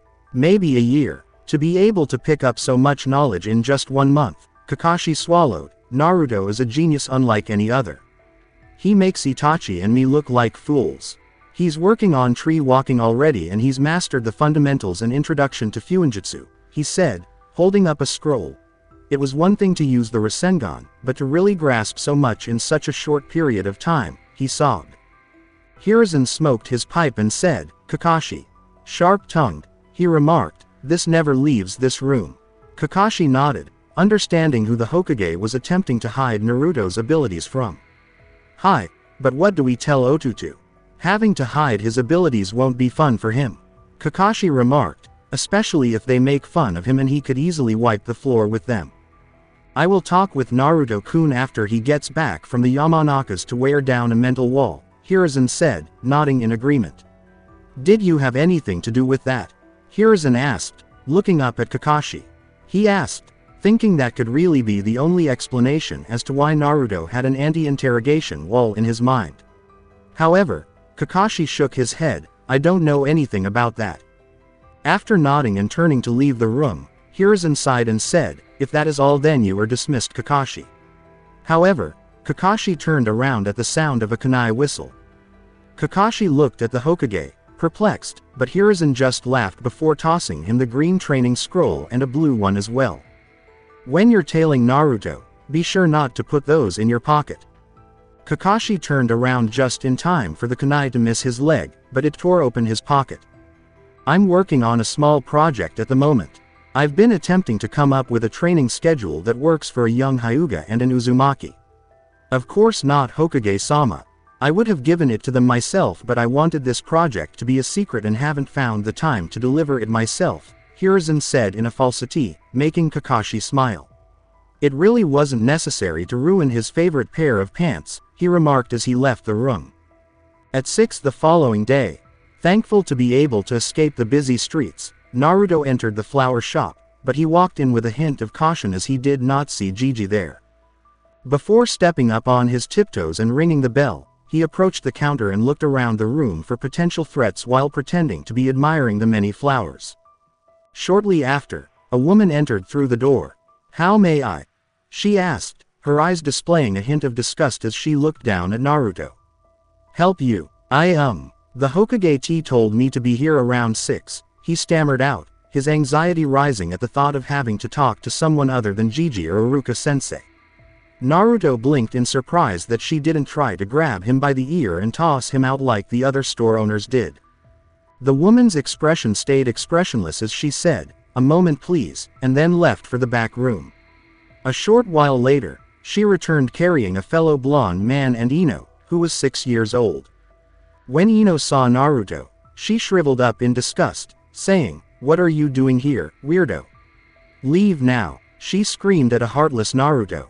Inoichi reprimanded his daughter. "What have I said about being impolite?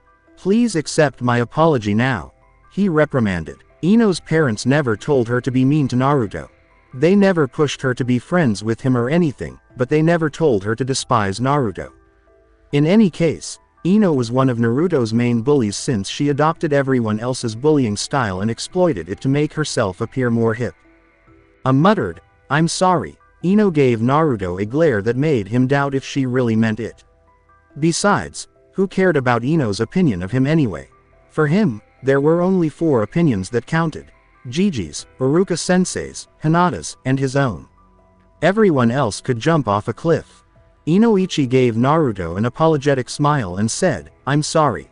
She occasionally disregards etiquette. Well, if you could follow me, we have an appointment to keep." As he made his way to his office, muttering to himself, "I'm ready for trouble," Naruto trailed behind, ready to defend himself with the kunai tucked in his sleeves.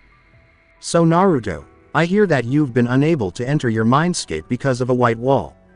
Inoichi asked Naruto as he offered him the strange-looking couch thing. They entered a room that looked like the stereotypical therapist's office. Inoichi said, sitting in the chair. "I wanted to double-check with Naruto, even though Hiruzen had already given him the lowdown," he concluded.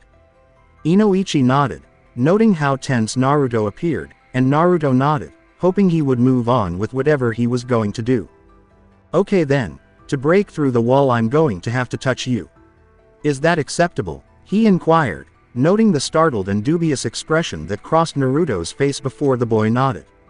He also observed how Naruto's left arm tensely tensed before he noticed a strange bulge, giving rise to the unfounded suspicion that the boy was armed, but Inoichi ignored it, reasoning that an untrained child could not possibly cause harm.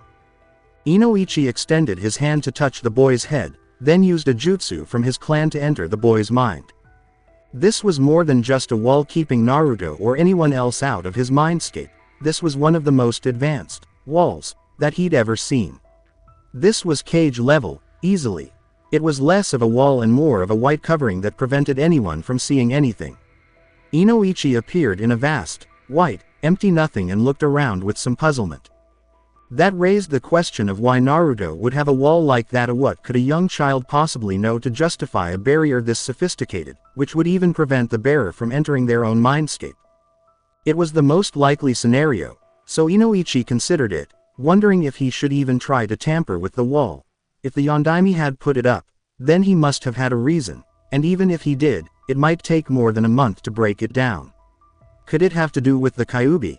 Did the Yondaime put this up to protect Naruto from the demon? The Hokage had asked him to destroy this wall so that it wouldn't obstruct Naruto's training, so he sighed, knowing that in the end it really wasn't his decision. He let out another sigh as he soared through hand signals and exclaimed, "Mind erosion jutsu," then putting his hand on the floor.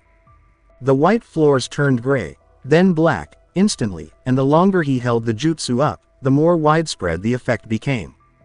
This baffled Inoichi much. The wall was enormous and kept everyone out, but it was not too difficult to breach. Maybe it's a side effect of the seal that keeps the Kyuubi in, or maybe it wasn't meant to last. Minato used the jutsu once in his life so he wouldn't know all the side effects of the sealing, he reasoned as he continued to erode the wall away.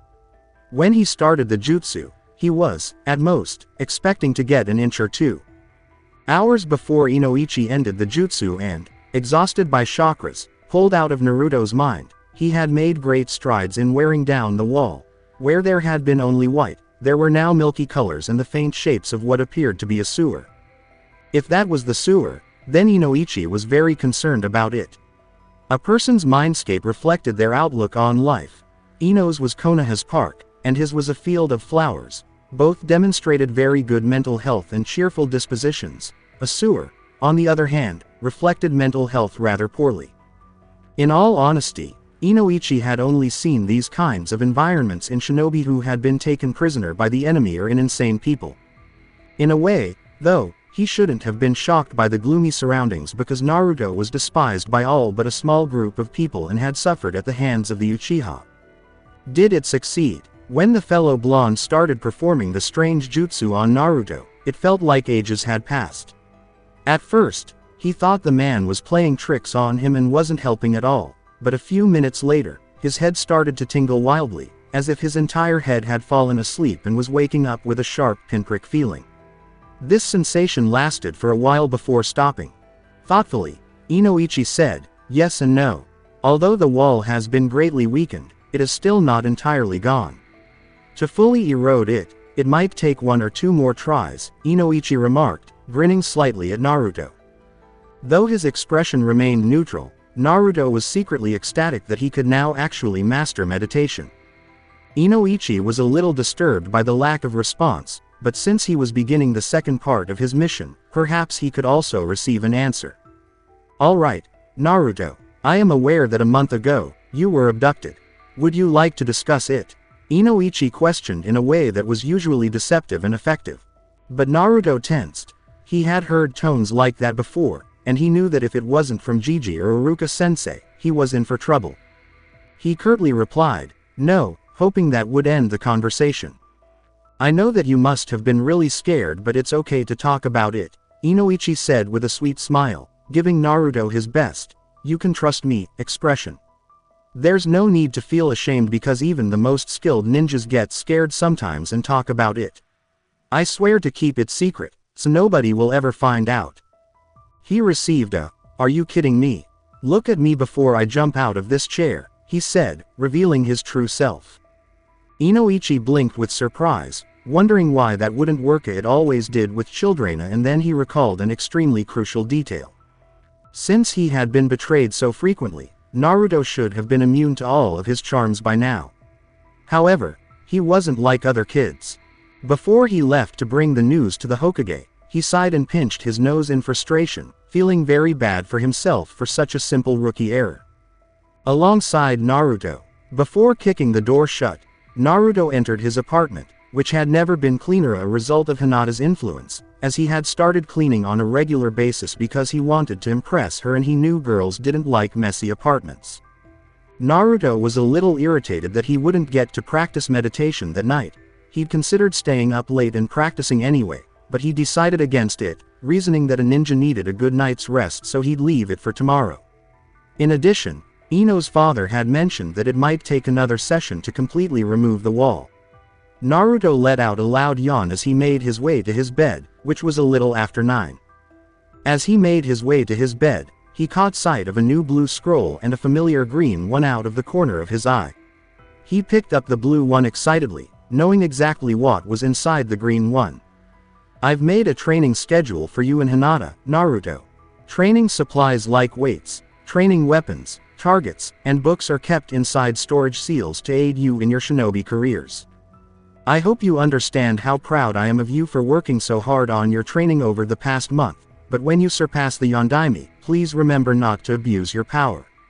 It would give me a headache, but the strong should never pick on the weak. From the heart, Hiruzen Sarutobi." Naruto grinned broadly at reading Hiruzen's note, feeling that Gigi had no doubt that he would outperform the Yondaime.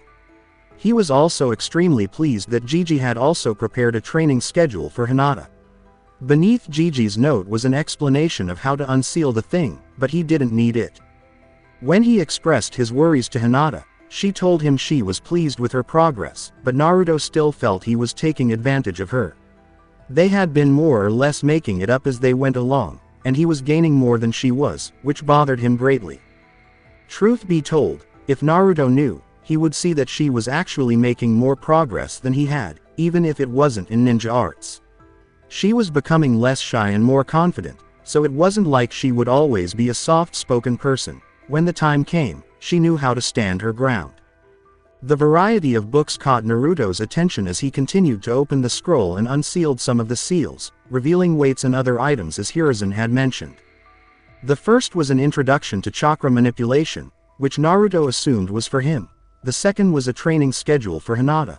The third was on human anatomy, which he assumed was for Hinata since she would be able to master the art fully because of her Bukagen. And the fourth was, in his opinion, the best gem of the pile. A few scrolls about Kohona's yellow flash, the fabled Minato Namikaze. Although most of them focused on the significant part he had played in the Third Shinobi War, there was one that discussed the various jutsus he had created and how he had used them. It was published by Iwa and Kumo to advise their ninja on the best ways to avoid Minato's attacks, but in the end, it didn't really matter. Naruto was ecstatic to learn more about his idol.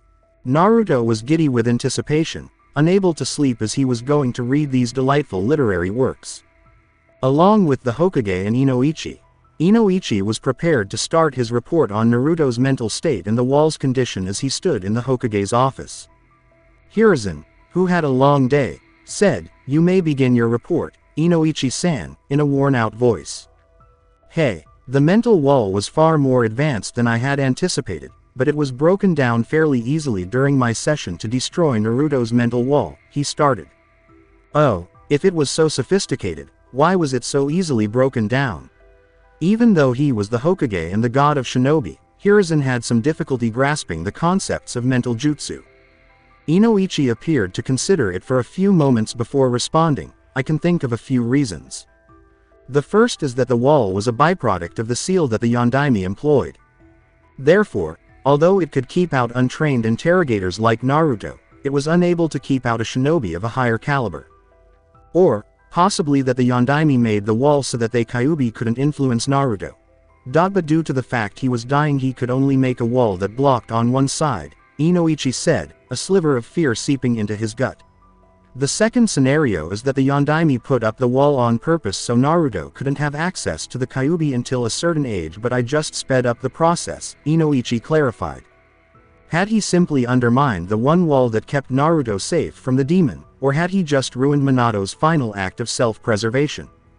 Alongside Naruto, Naruto put the book down at 2 in the morning, yawning loudly as he laid the volume down on the floor next to his bed, turned out the light, and went to bed, starting to get cross-eyed from reading for so long. When Naruto opened his eyes, he saw what he initially believed to be a sewer. Everything was a very faint black outline that indicated where things were, and everything had a very milky red color. Where am I at this moment? Did someone just throw him in a sewer and he never woke up? Naruto asked himself, brushing off the absurd notion since he was not only a light sleeper but also the sewer he was in appeared to be a sloppy sketch. Naruto looked around to see where the voice was coming from, but it seemed to be coming from everywhere at once. "Come me," said a deep but shaky voice, sounding like a radio that was losing signal. "To me human." Naruto sighed in irritation. "Where are you?" he cried out, expecting the odd voice to tell him. He had no destination in mind, he just followed where his feet thought he should go. Naruto cocked his head in confusion. "Follow my instincts. Is that what he's trying to say?" The voice replied. He got lost very easily because everything looked the same, but many minutes or hours later, he started to notice subtle differences in the sewer. Naruto looked curiously at the walls, wondering why they were red and why this sewer didn't smell. The walls had more color in them, and the shadows stopped being that pale, grayish color and instead looked darker.